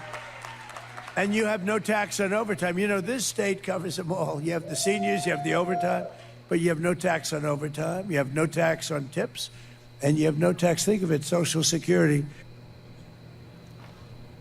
You know, Mark, I think that Freedom Tower just got a few extra levels with all of the tax breaks. And let's not forget the standard deduction as well. What say you? Yeah, there's absolutely no doubt. This is also one of the reasons why, guys, we are so decidedly bullish going into the rest of this year. All of that money is going to flow back into the economy. It's either going to be invested or it's going to be spent and consumed. I hope folks choose to invest. That would always be my recommendation. But in either case, it's going to flow back into the economy. It's going to benefit American companies, U.S.-listed companies. The stock market should do very well. And by the way, one thing we left out of that story, no shade on our producers, who I love, of course, but we're also not talking about the president's investment accounts. We saw that kick off in a very meaningful way. Billions of dollars coming in. What a great head start for young people through age 21 to actually have a meaningful nest egg for retirement that can be put into the stock market in a tax-efficient way. Well, Brandon, I have to give you credit about your background because you have a lovely brick wall, which I assume is representing the border wall here and the United States finally having sovereignty, illegal migrants who are no longer coming into our country and spending tax dollars. So overall, in terms of what we're seeing with taxes right now, could you tell us about tax expenditures and how the U.S. is actually getting a better ROI than we ever have before and what this means for the American public? Absolutely. I mean, this is just a warm, cozy fireplace here, so it's supposed to project comfort. But I think we've also found a lot of comfort in the tax code here. What President Trump didn't say in his speech there, almost half of Americans, as they filed taxes, were able to take advantage of one of those new tax provisions, whether that's no tax on tips or the senior deduction. So we're talking about millions of people benefiting, the average refund up, an increase of 11% or about $350. So that's money in people's pockets that, like Mark said, they're going to go out and spend, they're going to put into the private sector, and that is going to stimulate economic growth, job creation, all of those important things that we want to see. The other thing I really love about the One Big Beautiful Bill and its predecessor, the Tax Cuts and Jobs Act back in 2017 in Trump's first term, we shaved about $1 billion off the billion hours off compliance costs when it comes to filling out your taxes, thanks in large part to that increase in the standard deduction, doubling of the standard deduction. So we're making tax day a lot less painful for average Americans, which can now take the standard deduction rather than itemizing and going through that lengthy process of filing their taxes. That's a huge win for average Americans. You know, I never thought I'd say this, but Mark, I want you to keep talking. Why? Because the market is above 49,000. So I have to ask you another question. America's addiction to cheap goods. If China and other countries around the world are feeling this supply crunch, where, let's say, the fuel costs are getting to their operations, higher production costs, wages, and so forth, that's actually going to have an inflationary factor when it comes to their exported goods into our country. Can you speak to that? Will it have an inflationary impact in terms of the global shortage of energy?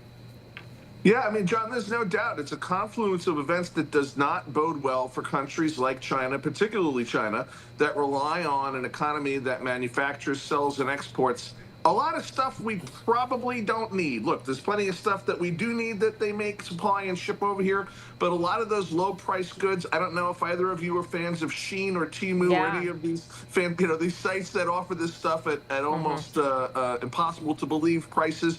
And when you add on things like some structural and fundamental issues in economies, particularly in China, labor market, the age of the working class, population stagnation, things of that nature, they're going to be in some real trouble, guys. And when you combine that with the fact that we've cut them off from oil from Venezuela, we're limiting or restricting their supply of their favorite supply chain of oil coming from Iran, still remains to be seen ultimately how that's impacted. But look, we're in a trade war with China. Let's be very candid about it. We have been for a long time, and the president is winning.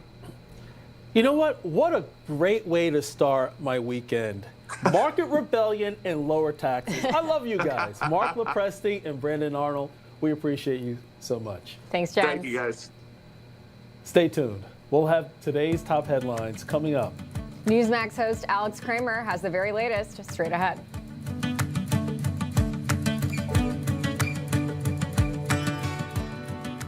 Hi, I'm John Bachman, and what I love about Newsmax is having the opportunity to build something from the ground up. I came here from local news over a dozen years ago because I wanted to have a more honest conversation with the audience, and I love that Newsmax gives me the opportunity to do exactly that. It's golf season.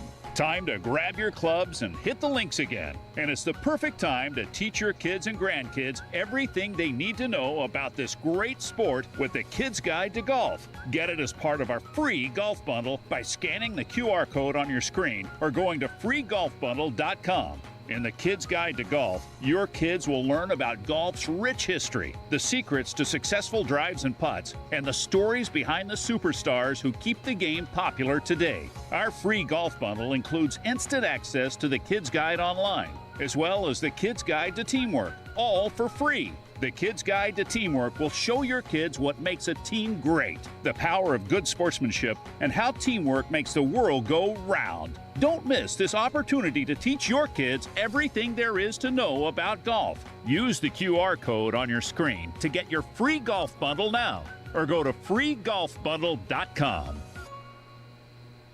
I was exhausted all the time, and I just didn't feel like myself. And then came the weight gain. I found out I was like millions of Americans whose thyroid gland wasn't functioning like it was supposed to. And that's why I started taking Actilin, a premium nutritional supplement. Actilin was created by renowned physician Dr. David Brownstein, formulated with 17 powerful ingredients to specifically support your thyroid function, adrenal health, and metabolism. And now you can get a free bottle of Actilin with our special offer. Just pay a small shipping and handling charge. Plus, receive Dr. Brownstein's free special report, A Doctor's Guide to a Healthy Thyroid. If you're experiencing loss of energy, cold hands and feet, dry skin, weight gain, or joint pain, Actilin may be right for you. Don't wait. Act now. Get your free trial bottle of Actilin, valued at $39.95.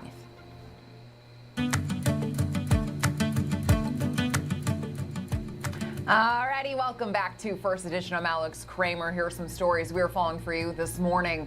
Well, a horrifying tragedy out of Virginia. Car stating that his dad might have stabbed his mom, saying that she's laying on the ground bleeding, can see holes in her shirt. Heard a fight about a minute ago. Unknown where his father is now. Watch for a director en route. Fire department's going to be en route as well. Just absolutely tragic. A son having to call 911 after police say Justin Fairfax, a former lieutenant governor of the state, killed his estranged wife and then took his own life. Now, Fairfax ordered by a judge to move out of the family home after divorce proceedings. Fairfax, a rising star in the Democratic Party before sexual assault allegations derailed his career. And the singer, simply known as David, now facing a murder charge. The 21-year-old arrested on suspicion of killing a 14-year-old girl whose decomposed body was found in a Tesla that was registered in his name. Defense lawyers saying they will, quote, vigorously defend David's innocence. And a slam dunk for prosecutors in the NBA betting scandal. Former NBA player and assistant coach Damon Jones expected to be the first person to plead guilty for his role in rigged poker games and providing sports bettors with non-public injury information. Jones originally denying any involvement, but is now set to change his plea. And a shopping icon may be on its way out. QVC Group, the parent company that also owns Home Shopping Network, planning to file for Chapter 11 bankruptcy. QVC Group stock trading at less than $3. Now, despite an antitrust lawsuit over streaming, the NFL is reported close to a deal with YouTube for 5 games next season. The two sides have reportedly entered a long-form contract review for the standalone games. Now, last season's free Friday night game on YouTube between the Chiefs and the Chargers down in Brazil averaged nearly 20 million viewers. And Tom Cruise is making his return to the pilot seat as the follow-up to his blockbuster hit Top Gun Maverick is officially in the works. Paramount announcing his return at CinemaCon in Las Vegas for Top Gun 3 with producer Jerry Bruckheimer. Now, Cruise came back for Top Gun Maverick in 2022, which grossed $1.5 billion on a $170 million budget. John and Cashapp.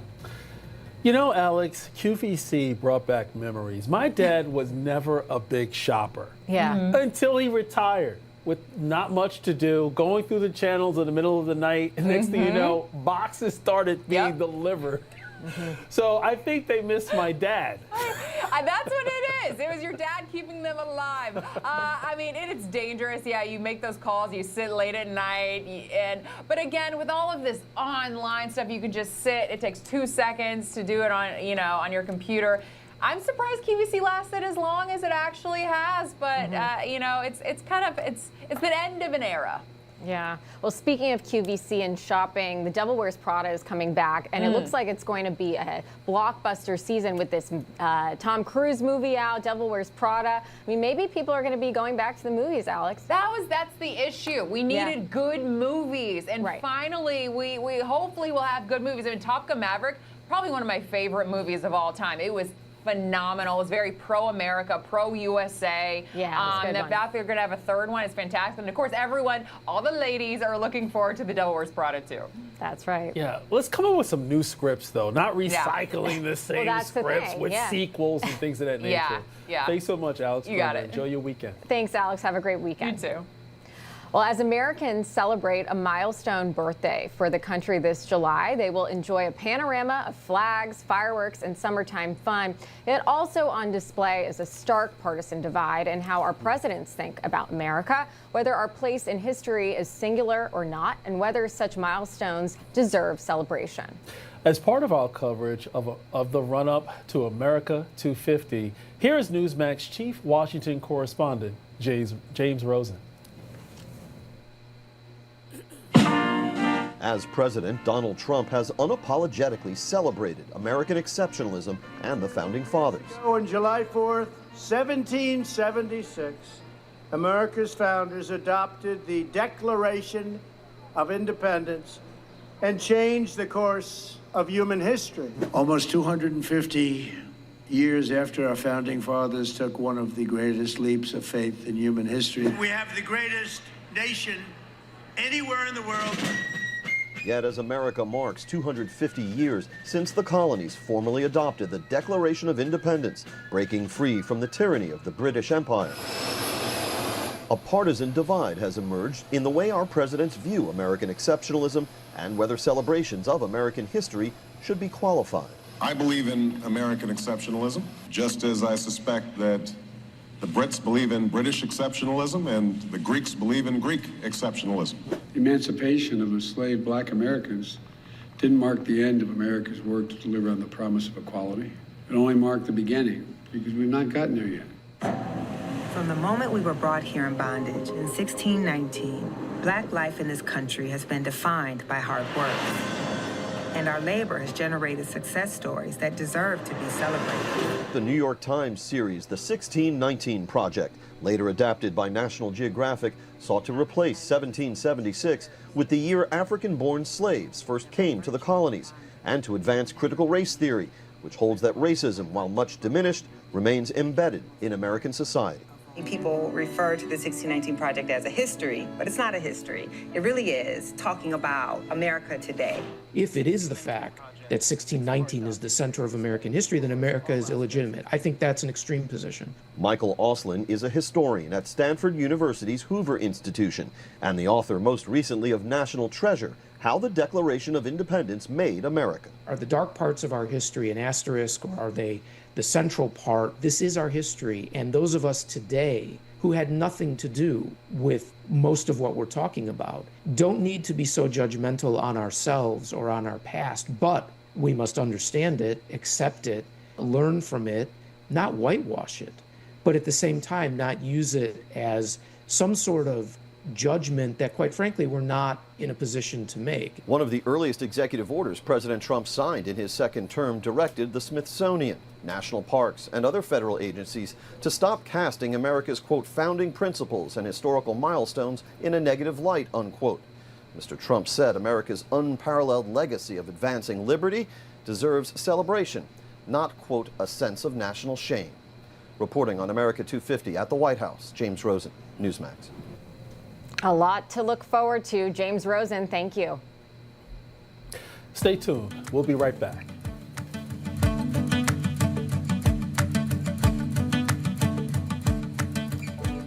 If you've been in an accident that wasn't your fault, you could be entitled to potentially significant financial compensation. But that potential financial compensation could be a lot more significant when you have a legal professional fighting for you that only gets paid when you win. When you call that number on your screen, you'll find out how much your case could be worth for free and get connected to a professional who can help. And if you don't get paid, the attorneys don't get paid, and I don't get paid. So pick up that phone and call the number on your screen now. I said right now. Call now, not later now. I don't hear the phone ringing. Listen, I'd call you, but I don't have your number. I know you're watching. Yes, you. Just pick up the phone and call. To get a windfall, you first need to call. Call your favorite attorney now. He'd call you, but he doesn't have your number. 800-787-1896. That's 800-787-1896. Did you know a simple one-page document can be forged and filed to fraudulently transfer your home out of your name? It happens more than you think, and you may not know it until it's too late. But Home Title Lock can help protect you. Anybody who owns property should worry about home title theft. There's no other crime that is so easy, so quick, and so lucrative. For just pennies a day, Home Title Lock will monitor your home's title 24/7, alert you when a change has been filed, and if title fraud has occurred, our U.S.-based restoration team will spend up to $1 million to fix the fraud and restore your title. Call now to receive a free home title scan and get your first 30 days of protection absolutely risk-free. Title fraud is actually very common, to the point where, it's kind of epidemic at this point. The vast majority of counties across the country will not notify you. It's on the homeowner to make sure you have some way to receive notification of changes to your title. When someone comes in with a fraudulent deed, if it's notarized and all the spaces are filled in, we by statute have to accept it. We have to record it. We cannot give it back to them and say, we know this is fraudulent, we're not going to file it. That's against the law. You insure your home, you lock your doors, you install cameras, but none of that protects the legal title to your property. With Home Title Lock, you get non-stop monitoring, urgent alerts, and up to $1 million to fix the fraud and restore the title, backed by U.S.-based restoration specialists. If you, as an owner, do not detect or do not take steps, you literally find yourself not owning the property you think you own. Anyone, if you have a home, you need to get Home Title Lock. For just pennies a day, can you afford to leave your home's title unprotected? Call Home Title Lock right now to get your free home title scan and start your first 30 days of protection absolutely risk-free. Call 800-883-6098. 800-883-6098.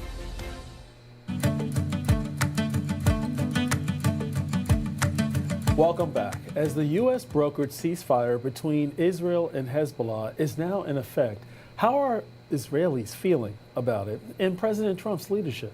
Middle East correspondent Jody Cohen found out. So I've come to this pop-up community cafe to see if people here feel that the ceasefire will hold. I mean, please God, it will hold. You never know. I guess we'll just have to wait and see. We're dealing with a group of terrorists with unknown actions, and I guess we'll just have to wait and see. Time will tell. I hope for the north of Israel that everything continues and the 10-day ceasefire turns into an ongoing ceasefire and peace in the north. But at this point, I'm still pretty optimistic.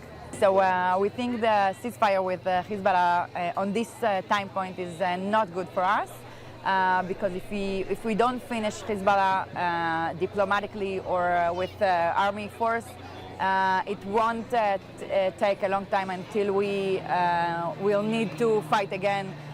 I think President Trump has been doing a fantastic job during the war. Not only taking America and Israel's interests into account, but also the entire Gulf region. The connection between Netanyahu and Trump is good, is blessing. We thank him a lot for his friendship and his help.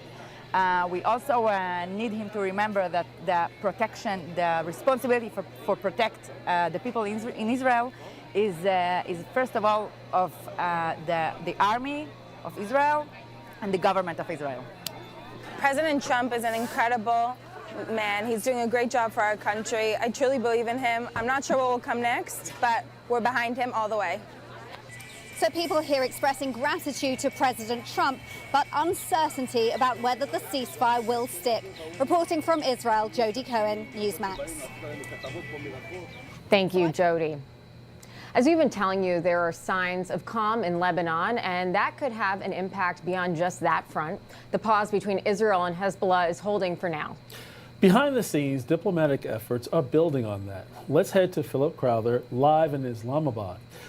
Philip, could this ceasefire in Lebanon help keep the broader talks on track? Yeah, the ceasefire in Lebanon, it's a 10-day long one. So far, it is holding, by the way, but it is a fragile one because, for example, it means that Israeli soldiers still remain in southern Lebanon. It doesn't take much for a ceasefire like this one between Israel and Hezbollah to fall apart in Lebanon. But it is having immediate effects on other aspects of these wars over the last almost 7 weeks. Over the last 5 minutes only, we have now heard from the Iranian Foreign Minister Arakshi.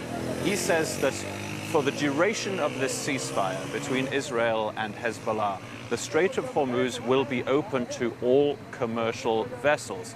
That is a huge development. It would, at least for the duration of that ceasefire, bring to an end the blockade that was put in place by Iran initially, and maybe also bring to an end the U.S. Navy blockade. We don't know exactly how that is going to play out. But you're seeing here that a ceasefire agreed upon between Israel and Hezbollah is having effects in other aspects. For example, it is hoped that it will lead to further negotiations, maybe here in Islamabad, the Pakistani capital, between the United States and Iran, and also to an extension of the current ceasefire that exists there. It is a very, very fragile ceasefire, this one as well. So the Pakistanis working overtime here to make sure that the two sides come back to the negotiating table. And of course, they want that to happen here. The army chief, Asim Munir, he is currently in Tehran. He's met pretty much everybody he can meet there. The foreign minister, first of all, but also over the last few hours, the speaker of the Iranian parliament. He was the leader of the Iranian negotiating team here in Islamabad last weekend. So I think it's safe to say that we are seeing things move in the right direction, that one ceasefire in one place can lead possibly to an extension of a ceasefire in another. Great. We appreciate your report, Philip Crowther. Thank you. We're wrapping up the week after the break. Stay with us. We'll be right back.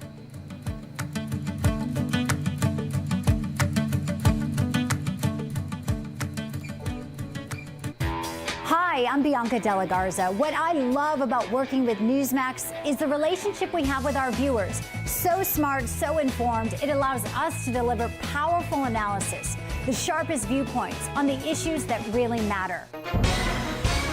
Hi, folks, we're back. If you've been injured in an accident that's not your fault and you don't have an attorney, listen up. We have legal professionals standing by to answer your questions and tell you what your case is potentially worth. Pick up the phone, call now.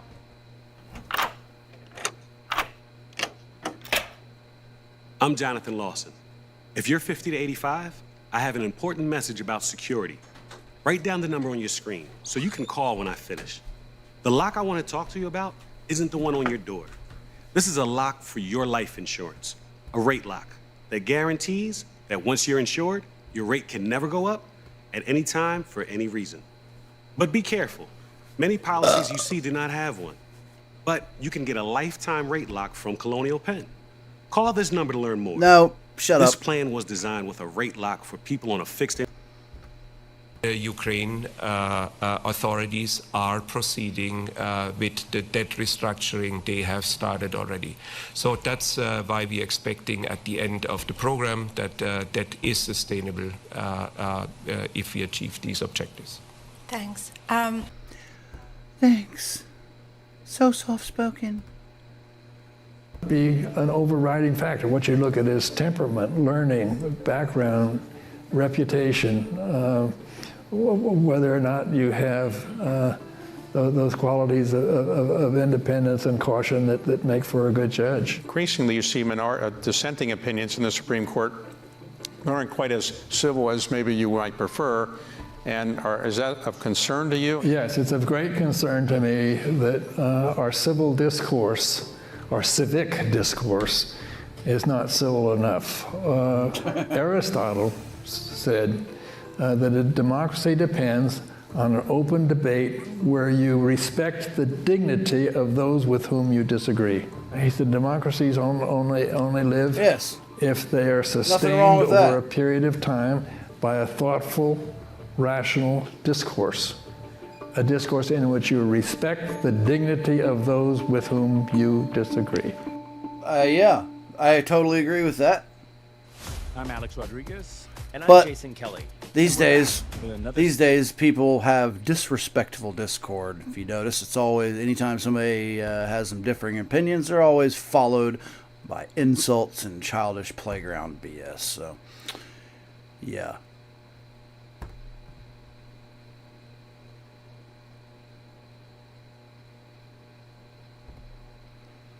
Let's see what is on here. Yeah, I'm getting out of that. Get rid of first post. Get rid of that. I'm gonna check out some Asia news. Oh, that's what I was on already then. You've got to deal with life yourself, not rely on somebody else to, or some other entity to see you through it. I already don't like it. Let's see what is going on in Fox, you see. What are these jerks talking about? IMF, International Monetary Fund, spring meetings, European Outlook briefing. Let's take a look at old Bloomberg. Nope. Alright, I guess not. I'm going to take a look at volatility and how it could benefit your portfolio. Right now, have you seen oil? 85 Yeah, baby. a barrel. I mean, I almost can't believe it myself. Check it out.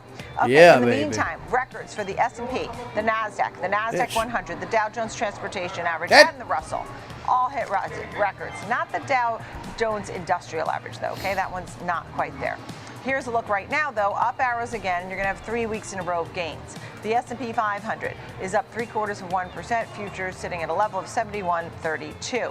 And then you can now see the NASDAQ is up 0.9% at 26,723. This as Israel and Lebanon have their ceasefire. Iran is talking about the Strait of Hormuz being open and trying to get that back going. And you might even have the president go to Islamabad. I wonder if that happens. The Dow Jones Industrial Average futures up 540 that will points, not happen. 49,306, and the Russell also gaining. Oil and gold are mixed. Gold right now is up 54 $4, and oil is down nearly $9 at $85.90 the barrel. Look at that oil the 10-year drop. bond yield at 4.23. Look at oil taking a drop. 97.58, a weaker U.S. dollar, and also Bitcoin. Where is that? 76,000. So that has crossed the 75,000 mark once again, getting up to 76. That is the highest level we've seen in some time. So I think it's really great that we're really focusing on Bitcoin today. It has been pretty steady through the volatility. Kevin Hanks live at the CBOE for our pre-bill playbook. Look, the Iran war should be ending soon, pretty soon, says President Trump. We know of more meetings that are coming now this weekend. Your thoughts? Good morning, Nicole. Yeah, Iran is coming out with comments right now saying the Strait of Hormuz completely open to commercial traffic. So this is just a complete unwinding of the tensions that are going on in the Middle East. You're seeing that in crude oil. By the way, a note on Nicole, June is now the most active and the front month in crude oil. So it's moved from May to June contract. That contract is trading $83. So about almost 9% lower is where the crude oil contract, now the most active, is trading. But tensions coming down, crude oil is lower, the dollar is lower, 10-year yields are lower, and now you see all on a mention effect on futures. All on just the mention of the war being over. All just on the mention of it being over. Yeah, that's speculation for you. Still very headline driven. You're seeing the headlines this morning that are really driving markets. Crude oil, obviously, but it's moving into next week is going to be a big week. Not necessarily for economic data. We get retail sales on Tuesday, and then we'll get consumer sentiment on Friday. Besides that, PMI numbers that we'll get on Thursday are the only other real big data point that we're getting. But earnings, 93 in the S&P 500, 13 in the NASDAQ, a lot of industrials, a lot of airlines before we start moving into large cap tech the week after that. So a big week. Kevin Warsh, his hearing will be on the 21st. That'll go on through the day. That'll make some headlines. He should cruise through that unless it gets upended by one of the senators, by Tom Tillis. So there's a lot going on there as well. But all things considered, this is about lessening tensions in the Middle East. It's about Israel and Lebanon having a 10-day ceasefire. It's about Iran making comments even that the Strait of Hormuz is open. This is an unwinding of all the tensions. Markets higher, crude oil, commodities all lower. Nicole? Yep. And look, the fact that Iran, and I mentioned it, I saw it crossing, and I'm glad you elaborated on it, that Hormuz Passage for all commercial vessels now completely open. That really is nice language. Iran seems to be playing nice in the sandbox ahead of the meetings this weekend that are due out. Also, I'm glad for the clarification on the contract changing. That's why we saw that disparity between Brent and crude. A lot of folks couldn't understand why Brent was lower or close to the price of our West Texas here, and now it all makes sense to folks, right? Now we're sort of evened out on the June month. That being said, right now oil's at 85. Software is another area. We've seen the NASDAQ up 12 days in a row, right? We haven't seen that since 2009. What's it up? 14, 15% in that time. And you're looking at software names. Nicole, a big part of the recent sell-off was not only in information technology, but within information technology, it was in software.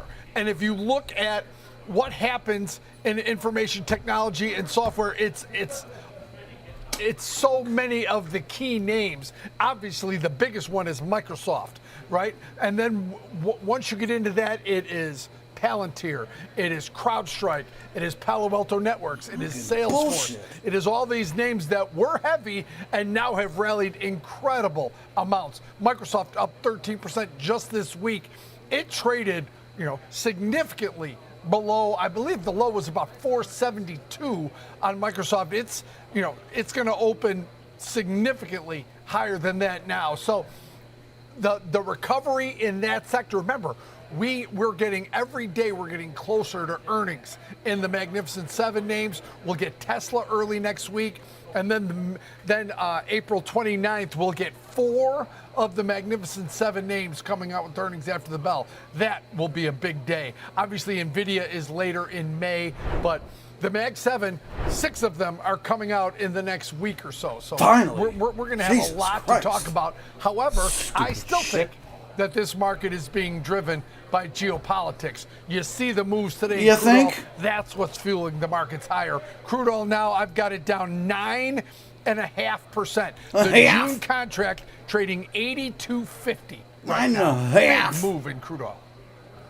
Look, and it's pretty unbelievable. I mean, Need Nvidia more. is around almost $200. Need really, more. the highest levels of the year of 2026. So it really is pretty incredible to see the run-up that we've seen. And the IGV, when you take a look at the software index, which is up 13% this week. I mean, there were plenty of people who thought the SaaS apocalypse was overdone. However, even with the move of plus 13% on that ETF, we're still down 20% year to date. So that's pretty tough to stomach when you're seeing the major averages Your mom is relatively. tough to stomach. Let's see, the S&P year to date is up 2.8%. Okay, would you rather have up 2.8% or down 20%? It's still pretty tough to stomach that. Last but not least, we think about the Fed speak today. You mentioned Warsh for next week, and you know, a lot of tough talk yesterday from the president pertaining to Jay Powell that he better skedaddle. Skedaddle. Not his word, mine. Your thoughts? Your mom. How about think that? As we wind up today, we're going to get Christopher Waller. We're going to get Thomas Barkin around noon and 2 o'clock. Mary Daly is supposed to speak today. I'm not sure when, but she's also supposed to speak. But then a lot of the talk will lead to next week. Ethereum Kevin Warsh. Remember, we're looking at a new Fed chair. Come on, baby, push. He wants interest rates. I need to make my $50 back. He sees things differently than Jerome Powell and the rest of. I gotta make my $50 back, bro. I can't afford no $50 loss. Like, I might have money for a hotel room if I don't lose my shit. Come on, man. I just need another $50. Just another $50. Just a big break even. Fuck. I was up like $50, and then I went down $100 because I let an oil future ride overnight, and then I got that news that the war might be over, which I do believe is a little premature, but that's what speculation is, right? As you can see, both my plays are doing good. Come on, baby. Come on, baby. To run $50, I only need it to move another $2. Oil needs to come down to 82, and I'm straight. Ish, right? Because for every 50 cents it moves, for every dollar it moves, I get $10. That's the benefit of 10x leverage, baby. But, yeah. Anybody got any thoughts or advice for these plays? Think they're temporary? Where should I stop? Because, when it comes to support and resistance, and trying to watch patterns, when it comes to things like this that are largely affected by geopolitical things going on, you can toss those charts right out the window. Generally speaking, you can toss all the predictive models, all the speculation on what patterns and doing support and resistance, and support and resistance only become bumps along the road that might slow it down in either direction it's moving. But right now, if we were, let's say Trump just automatically dropped a nuke on Iran right now. Well, what do you think would happen? Charts be damned. There's no chart would mean a damn thing. So that being said, wow, look at that. I might actually get this back. Oh, please, sweet baby Jesus, please, honey, please. I was a little while ago, like before I came back on camera, I was at negative 100. I'm trying to make that $100 back, and I'm already 65. I'm already 65 of the way there. However, if I get this all back, I'll actually be 35 up, actually. So I'm actually breaking even right now. And breaking even's just not good enough, is it? My greedy ass. My greedy ass! I'll tell you what, though, just based on this, I know what I'm doing as soon as we're done here with the live stream today. I'm going to Taco Bell, baby. And I'm going to Cookout to get me a cherry banana milkshake. Ooh, yeah. I swear, Cookout has the best milkshakes. They're soft serve. They've just got a great combination. They got a great soft serve, and they've got a good format, you know? You go in there and get, like, they got several different cobbler milkshakes, like a peach or raspberry cherry. You can get whatever you want. That's the beauty of their little system there, is they've got, you know, a general idea of things, and you can mix match them any which way you want, and they're happy to oblige. But the cobbler milkshakes, they just throw like Nilla wafers in there with whatever. So peach cobbler, you get like a peach pie filling, basically blended in with their soft serve and some fucking Nilla wafers. Oh, it's so good. And they give you big enough straws to suck up pieces of cookie into it. And of course, anything you could think of that Nilla wafers would fold into, well, you can expect. Like there's a banana pudding milkshake you can get them to make. Yeah, but their soft serve is where it's at. Like, I'm not getting paid by them. I'm just saying the soft serve is the key element here. Kitty. That's what makes, like, McDonald's ice cream suck. Hi, kitty. Because their soft serve is trash.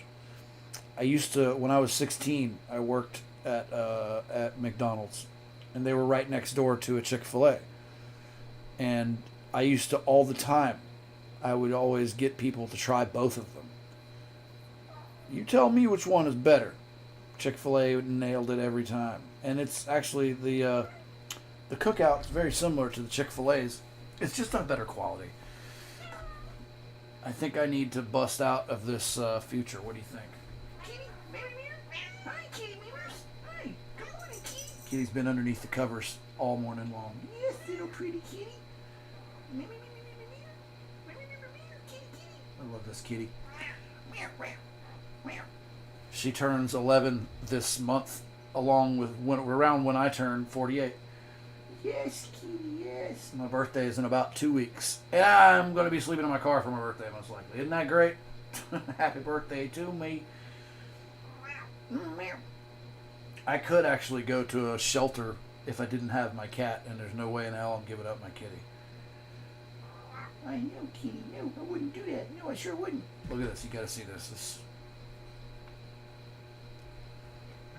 Can you see? Can you see how cute she is? Oh, the kitty. Oh, the kitty so pretty. Oh. Y'all are like, dude, this guy's supposed to be talking about the stock market. He's over here diddling his cat. Oh, yeah. Yes. Yes, baby. I think I'm going to cash out of that oil future. I think it's pretty much reached its the bestest. Oh, it's on its way back.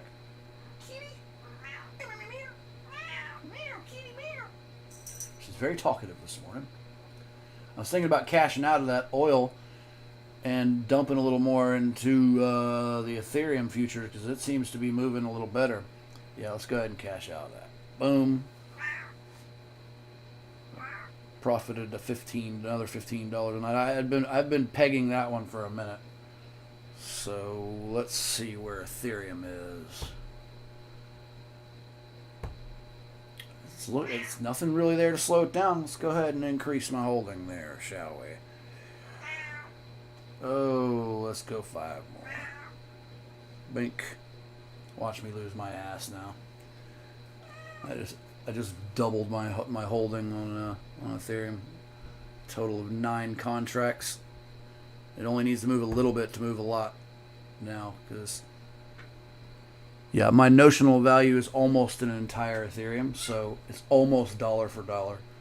Notional is your leveraged amount, You know, so if it's 10x leverage, I only have like $192 in on it. So it becomes $1,900, right? Kitty. Right, let's go back over here. They're talking about futures over here on Schwab. I don't need to listen to it. I don't need to get charged a nickel just for listening to the fucking song. That's how they do me here on the YouTube. And technology companies, so that they could test it out and see what vulnerabilities lie in their own systems. Mythos has this superpower to be able to find holes in networks that maybe have been there for Anthropic years. is back in and the news. The concern is that if you let it out in the wild, hackers could take hold of it and wreak who knows what kinds of havoc, including on the You know what? I'm going to look up some Does this also just not prove to see some what degree, we've Chef, got. that in this back and forth race She is, between Chef. OpenAI and Anthropic, that Anthropic is Yeah. ahead? I mean, you don't Speak see of the devil. White House asking OpenAI for the latest announcement that they said that they had some sort of model similar to this that they were also limiting access to. They're asking for Anthropic's.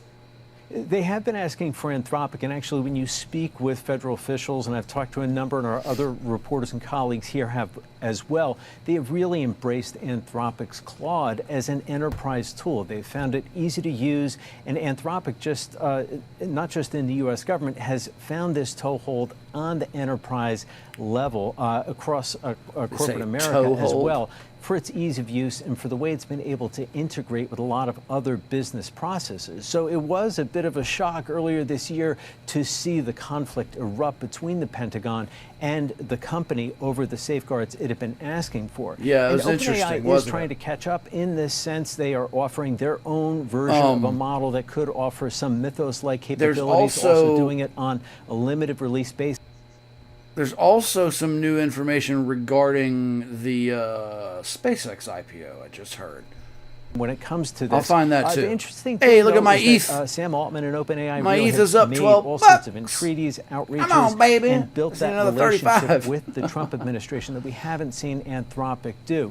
Axios is reporting that today, Dario Amodei, the company's CEO, will meet with Susie Wiles, the chief of staff to President Donald Trump, and perhaps we might see a breakthrough. That could include the access that the White House is seeking for government agencies to Mythos so that they can test it on their own systems to make sure that some of these very old products that they have been using to handle lots of different government services, that the vulnerabilities in those can be found and patched. They also want to test what it could do for offensive purposes as well. Like, what is this thing actually capable of? And it's a to be sure note for both you and me and our audience that we have not had a chance to test drive it ourselves. We don't know its full capabilities. All right. In many I'm going to play this here video about what to know about Anthropic's new AI model, and its stark warning. Morning's Tech Watch, we're looking at a stark new warning on artificial intelligence, and this one is coming from inside the house. Anthropic says, quote, the fallout for economies, public safety, and national security could be severe. If the creator's telling you, hey, don't fuck Founder with this, and then you CEO shouldn't Matt fuck Schumer, with he's a it. venture capitalist, and he's author of that viral article that we shared here on the show, Something Big is Happening. Matt, good morning. Good to see you. Yes, Good morning. sir. Thank you. So Anthropic says this AI model identified vulnerabilities in every major system, from banking to technology to companies. Yep. Help us understand what could happen Think if about this that. technology falls into the wrong hands. Think and about what that. is this technology? So let's start there. What is this? So Claude Mythos is the next generation of Anthropic's AI technology. It was trained to be a generally smarter AI. But the thing that's slightly worrisome about this is that even though it was trained to be generally smarter, it wasn't trained for one specific thing. When they tested it after it came out of the oven, for lack of a better term, it developed one new capability that they were terrified of, which is its ability to hack. It was over 5 times better than the previous generation of models they introduced literally months earlier. Wow. Now that's very, very powerful because this model can get into almost any software in the world. Software controls almost everything we do. This isn't just Slack and Salesforce. This is power grids. This is water systems. This is banking. Everything. So they did something Skynet. pretty amazing if you think about it. They are about to IPO. They need to show as much profit as possible, and this thing is so smart that it could be effectively a money printer. Yeah. Instead of releasing this, they said, no, Nope. we're going to do the right thing. Yeah. We're going to give this to the folks that need to use it to secure the systems that we rely on for our daily life so that they can get ahead of everybody else, because in 6 to 12 months, Anthropic knows if they have this capability today, every other AI lab that matters will have this too, and they might not treat it. What does it say to you that they came out and did this publicly? Because, as you say, they could have kept this to themselves and continued to make a lot of money. They could especially have, with an and the IPO government, company. What they does it say to you suffered about because this of company? It's unbelievable. I have never seen something like this, a company that is about to IPO having That such has a to moral tell compass. you- It's not you're something right. you see every day. No, It it's is not. wildly. It's not. The fact that a company that was about to IPO and be one of the most successful in the AI space, and they said, you know what, we don't want the extra billions, because that's what people are doing when they're going for an IPO. It's in an effort to raise money. That's what the whole purpose is for. It's like when you go public, is to raise more capital so that you can go further. You know, either you've reached an impasse in your ability, or you need new, fresh, ideas, and fresh capital brings us fresh ideas and innovation and whatnot. So the fact that they were like, you know what, no, they told the U.S. government no, because they were about to get a huge contract from the U.S. government. And the fact that, and when you get a government contract, buddy, I don't know if you know this, but if a company gets a government contract, a big one like they were getting, that would have set those people up for life. And the fact that someone had the integrity to hit the brakes, that blows my mind, because that goes completely against everything corporate America is about, right? But so it has to weigh a lot for someone to have gone that route and said no. So that's what blows my mind, is because we won't know how much of an actual existential threat this was. It had to be big. Impressive. Okay, so Matt, part of me says, well, this is a company announcing that they have created something so powerful, essentially a pat on the back. This is how good we are. But then another part of me, it scares the daylights out of me. So you say this isn't something that we should be overly concerned about, but it's also something that we should take serious. Which one is it? Because I am confused. As am I, and as is everybody in the industry, right? Because you should be keeping an eye on this, but it's not time to panic quite yet. But I understand why you might think that that's the way to go, right? Because if this goes in the negative direction, it could be disastrous. Think about what software controls. It controls a lot of the systems that our daily lives run on. What happens if this gets into a banking system? What could be done there? So many different things. But the hope is that the way that Anthropic is approaching this is that the good guys can get there first and secure these systems, right? They're giving this to the bank, for example, so that the bank can take the next few months before others catch up and harden their systems so that they have more of a moat. Most of the good guys are trying to make money. Yeah. So let's talk about how this could affect us globally from an economic and from a political standpoint. The president is set to meet with Chinese leader Xi Jinping. There's this upcoming summit. People believe that AI should be at the top of the discussion list. But the question that I Don't have know how is, old this does it is, matter or if we think about scratch the what he world just as said? far as our traditional enemies or our traditional adversaries, China, Iran, Russia? Because anybody who has access to this technology becomes a threat. Absolutely. So AI is incredibly powerful. And if it falls into the wrong hands, and the wrong hands have access to it, it allows them to increase their position in the world. Think about how smart this is and what it can do. Yeah, you're correct in that the traditional enemies we're seeing aren't necessarily the only ones we should be worried about. However, I would say they are the most important ones to look at and take into account, because they are going to keep increasing the capabilities of their models, and that can lead them to do things that maybe we wouldn't be super happy with. We are keeping pace, and we actually are quite a bit ahead right now, but there's a chance that gap closes. Yeah, hopefully this turns out like it does in the movies and the good guys win in the end. Shit.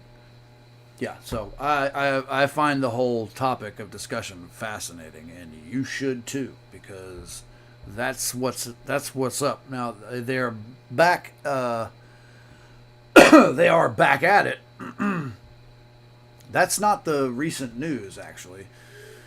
I need to find that recent news, because it's important, I do believe. And it looks like Ethereum is stumbling where it is, but it's not coming tumbling down. That RSI is still high. If you don't know what RSI is, you should watch my video on RSI. It's very revealing. Relative Strength Index, this down here, that's what that is. This is RSI. The little thing below the chart. Now, not every chart you come across has RSI at the bottom. A lot of them are just flow charts or order books. Yeah, I'm gonna cash out of that bitch. Nope. Nope. Oh. Okay, what we just saw on Anthropic, that's 3 days old. Okay. Yep, cashing out. Give me that. Give me that. Give me that. Give me that. Oh, no, back up.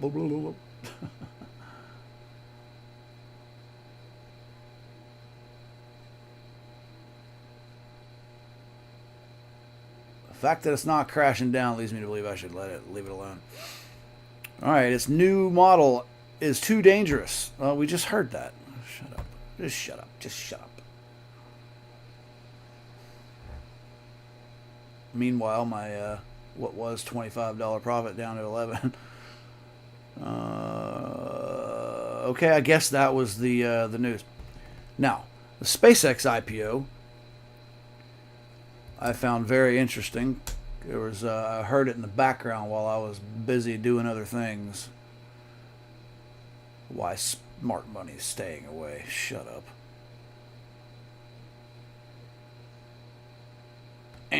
Look at that. Wiped out that $25. That's okay. That's all right. I think I'm just going to ride it. Like a dumbass.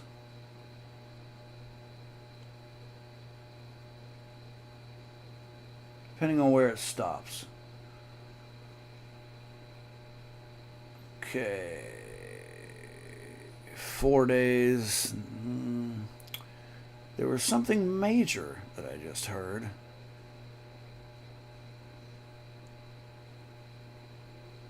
Yeah, it was something quite interesting.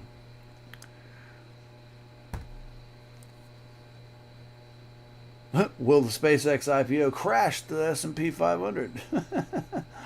If everybody dumps into it. Here we go. I think that might be it.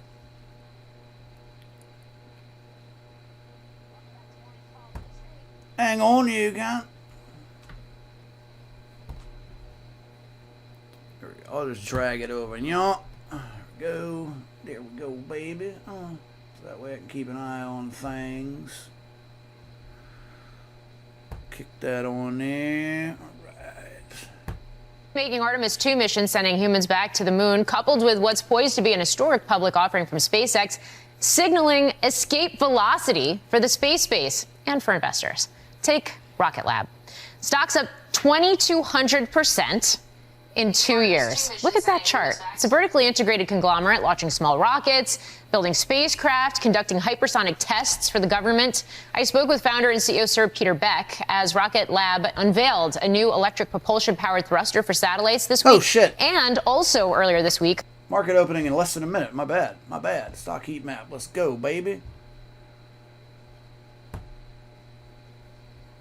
All right. Look at Bloomberg on. This morning, and we have gains. They are starting to temper themselves.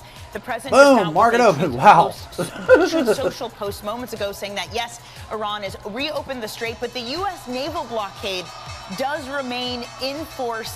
That he still will be preventing Iranian ships from coming through as those negotiations unfold. So we were up some 1% for the NASDAQ.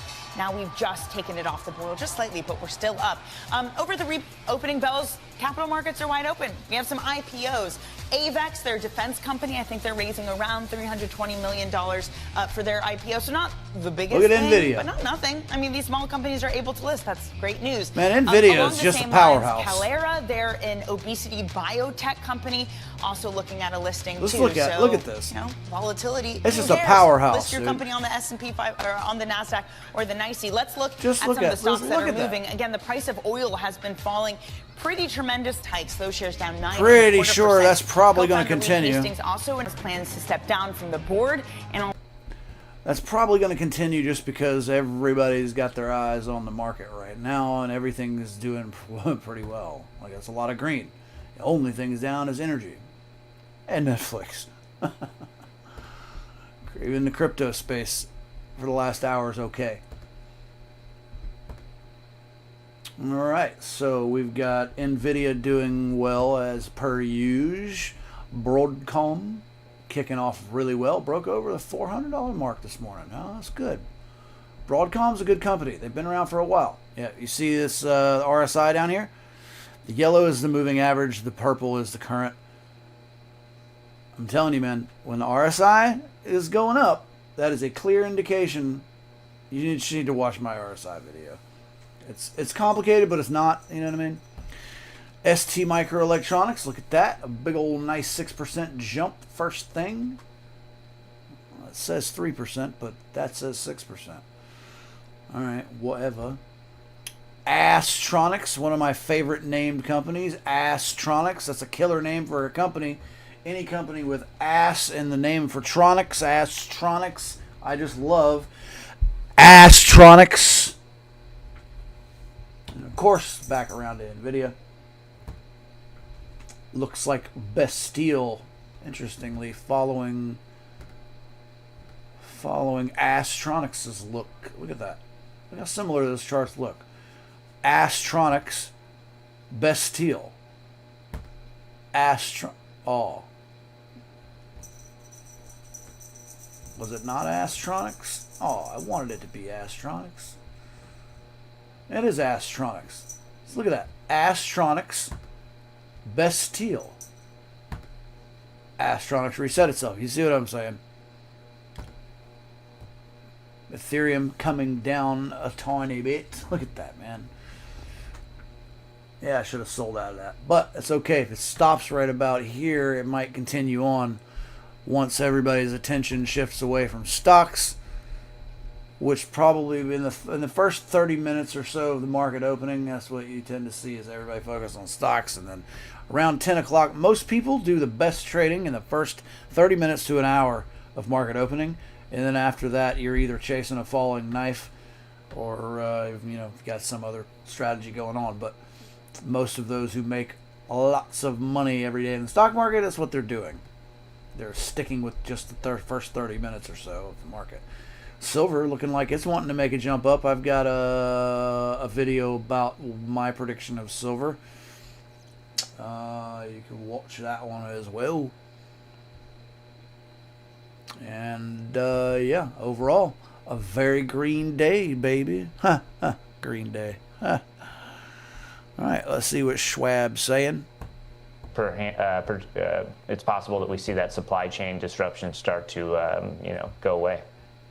All right, down 8.8% there. Double downgrade for NXP Semi. What's going there?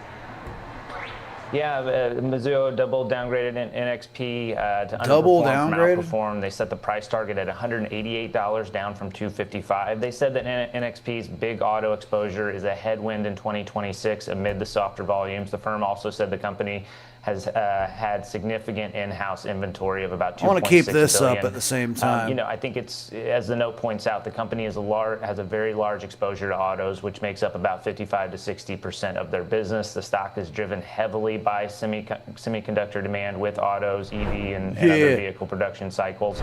And currently, that auto cycle is just showing slowness. Vehicle demand, excess inventory, all expected to see declines in production. Some analysts are expecting about a 2% decline in vehicle output. It's not really surprising because if we look at the history here, we saw customers really over-order those chips in 21 and 22. Since about 2024, they've been working through that excess inventory. The good news for this company is that the industrial demand has stabilized some, and margins are still relatively strong. Yeah, understood. Affirm is the last one I do want to take a look at here. I don't want to leave that out because Morgan Stanley, as I mentioned, the valuation call on the Netflix call, they're also making a note on Affirm known. Yeah, Morgan Stanley moved them to top pick, and they cited the estimate revision potential. They say it's overdone in terms of private credit fears, and they have a strong catalyst path. They said the upcoming investor forum in May could be a major catalyst, with the company likely to raise their gross merchandise volume, margin, and earnings per share targets. They have an overweight rating and a $76 price target on the shares. I think if you've watched this stock, you know that the buy now, pay later growth was very strong. We've seen that slow down a little bit with this macro uncertainty, but they're still looking at about $36 billion in transaction volume annually. The big question is there a bear bull case here? And you know, obviously the bull case is that we see this consumer demand stay strong. We see buy now, pay later, and some of these large ticket purchases continue to stabilize, and that would be positive for the company. I think expectations for May are pretty high that we're going to see some good news, so hopefully that is not a disappointment. Yeah, and just some breaking news crossing on the wire here. President Trump on Truth Social. Strait of Hormuz is completely open, ready for business and full passage. Says the naval blockade will remain in full force and in effect as it pertains to Iran, only until such time as our transaction with Iran is 100% complete. Process should go very quickly in that most of the points are already negotiated. That's a good move there, and the market looks like is taking a leg up here and moving to session highs, Jeff. Final quick thought here as the breaking news crosses. Well, again, I think that now the focus is going to move back to the Fed, and I think that's going to happen very quickly. This news is something that, you know, investors are going to react to and then move on to the next thing. We've already seen, you know, this market look through a lot of headwinds in the past, and if they see a resolution here in the, you know, near future, I think we're going to see reactions of them focusing and possibly see some shifts and rotations out of different, different areas. All right, Jeff Pierce, great to see you. Thank you so much. Really appreciate it. All right, folks, talking about the volatility, energy, the bond market, so much more. The very latest on U.S.-Iran and this deal that seems to be underway should go very quickly, says the president. We will see. Opening bell. We'll be right back. Record day on Wall Street.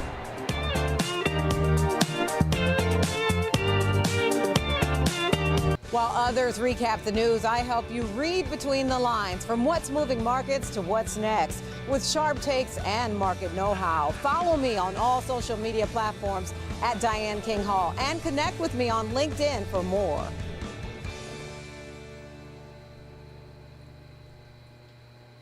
Kick off the morning with the data and the decisions moving markets.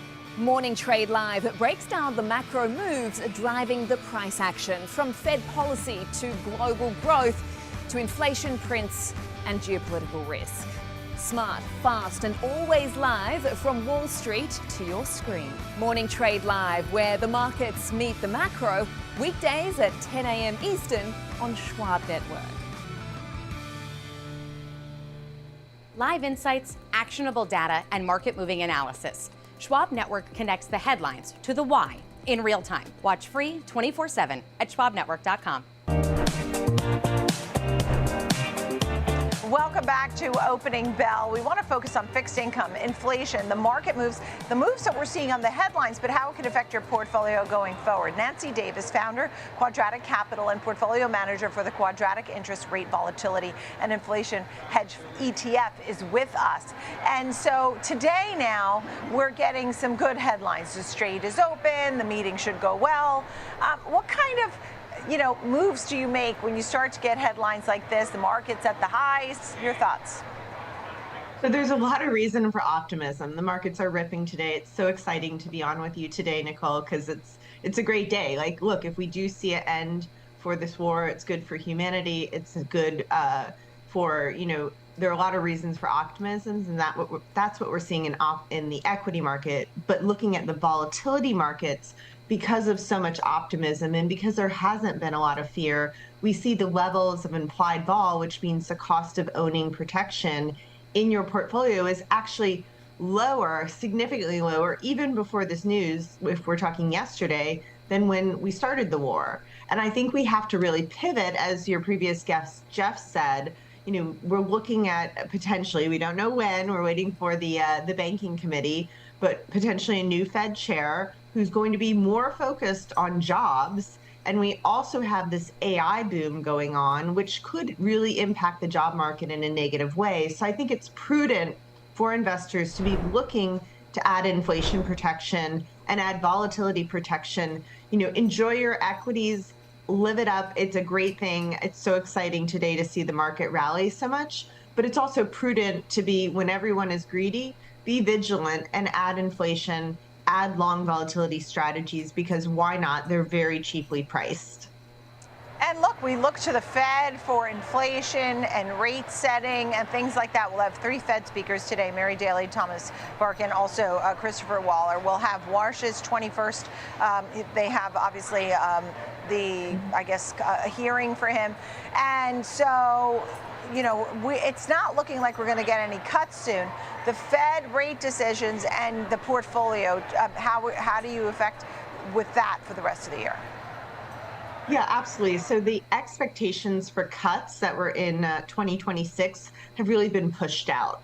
Prior to the Iran war and prior to the oil volatility that we were seeing, the market had priced in cuts in 2026. Now with the delays of Warsh being confirmed with the banking committee, the price of oil, now you're seeing kind of more cuts being looked in and more optimism generally from the markets. But I think it's a great time to say, look, we have, there's a lot of upside in equities, especially when the market's searching for what's a new, AI beneficiary. But at the same time, all that also means is there's a lot of job cuts coming on, and productivity can be just a nice word for, some jobs might not be coming back, other opportunities might be out there. But I think inflation is something that's really cheaply priced. And I think the big message that we're always trying to send is like, look, the Fed doesn't use the consumer price index, but tips, if you only have tips in your portfolio, that only resets with the consumer price index. So just think about the equity market. Nobody would own one index to measure equities. It's kind of silly to use one index to measure something so much bigger and broader than inflation. And that's why we created the eyeball ETF, which accesses 80% of the fund per prospectus is tips, which are Treasury inflation protected securities and cash. But then we also access long options on inflation expectations in the rates market, which is just another way of thinking about an index to capture inflation. And it's where, if you think about it, the Fed sets a policy rate, but the market sets a term structure of interest rates. That yield curve, it's set by where the rest of the world is going to finance our debt in dollars. So a lot of folks, thank you for that. A lot of folks have been obviously putting their near-term money. They've done short-term bonds. They've done money markets. You talked about the flattening of the yield curve. Volatility is evident. And while many people think the market moves to new highs by the end of the year, you did note the volatility. What else would you recommend that people, if they're going to put and do asset allocation, where should a majority of the money go? Where should the secondary money go? Yeah, so I think when I'm talking about volatility, there's obviously price volatility, and then there's what goes into pricing options. So the cost of owning options is dictated by finality is super low and really cheaply priced. Nicole, did you know, since Silicon Valley Bank, interest rate volatility has fallen by more than 50%, 50. And Silicon Valley Bank was only in 2023. So it's actually a really prudent time to add protection in portfolios using inflation protection right and here. That's what our eyeball ETF offers. It's long tips with eyeball the Schwab ETF, SCHP, which is a great product. It's the Bloomberg tips. Yeah, let's take a look at some of these other peeps and what they're saying Again, before I go. There's a little bit of a fakeness there, so we're not really sure that some of the investor concerns that we had with the Warner Brothers Discovery transaction, the questions around whether engagement was plateauing, whether those were necessarily answered yesterday. Similarly, even given the authority to run Medicare. My answer has to begin with correcting a lot of the misstatements that you made in your introduction. I'm happy to do that. Well, that's not a misstatement. That's a give them hell, bro. Give them hell. Matt, I'm telling you, the president's policy is to save Medicare. That's what he's always and giving said. it to the states will destroy Medicare. I yield back.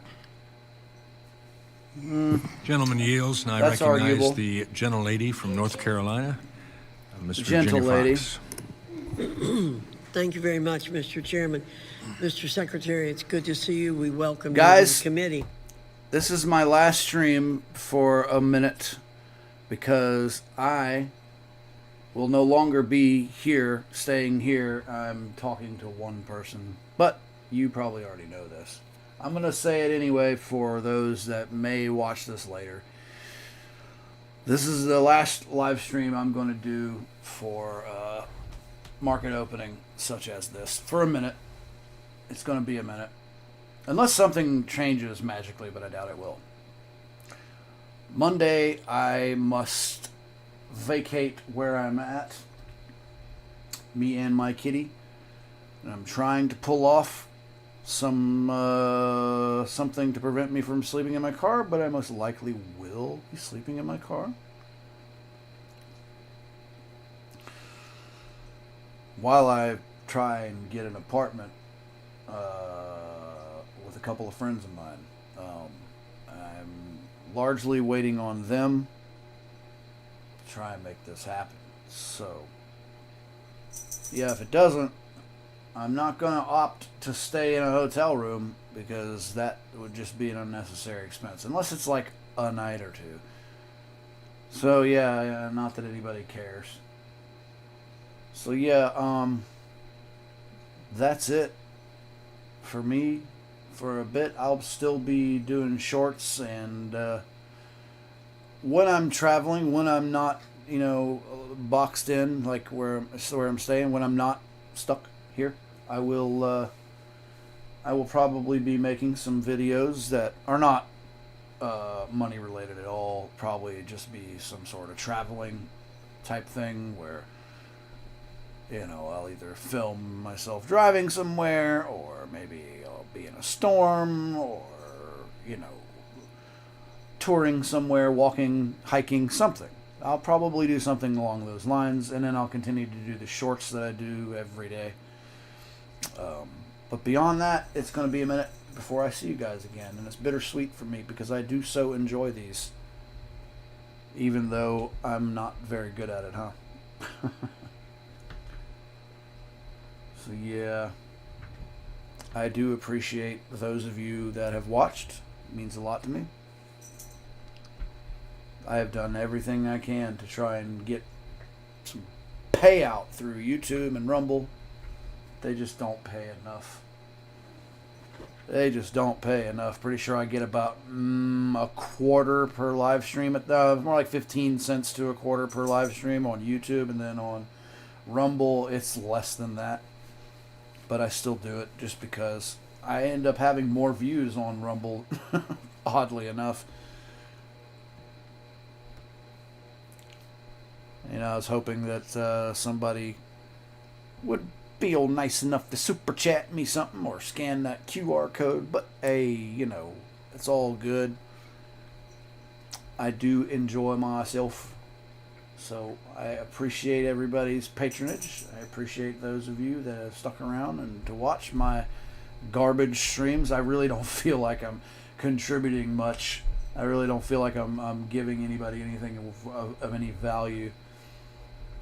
But I've been trying. And by the time I come back, I will probably have a hell of a lot more to say. So I guess stay tuned, because that could be anything. It could be anywhere from a week, maybe. I'm hoping at the longest it'll just be a few days and I'm out, because as soon as I get set up somewhere else, I'm definitely going to be bringing you something. So if I stay in a hotel room, I could probably pull something off. Even though I kind of have to have a second monitor to do what I'm doing, it's a little difficult to do it with one screen, but I'll make do. I'll figure something out. That being said, peace, love, and hair grease, guys. Be good to each other. Try and do one act of kindness. Something that costs you something. And don't do it to try and bank some karma or anything. Just do it because it's the right thing to do. You see somebody who needs help, don't hesitate. Just do it. You know what I mean? Worry about the fallout from it later. Take those risks and do something nice for somebody. It will come back to you. That's what I've noticed, at least. Most of the time it does. And sometimes it takes a while, but don't do it for that. Just do it because, I know everybody's heard the whole be the change you want to see in the world. Everybody's heard that. But it actually works. Shift your perspective. You know what I mean?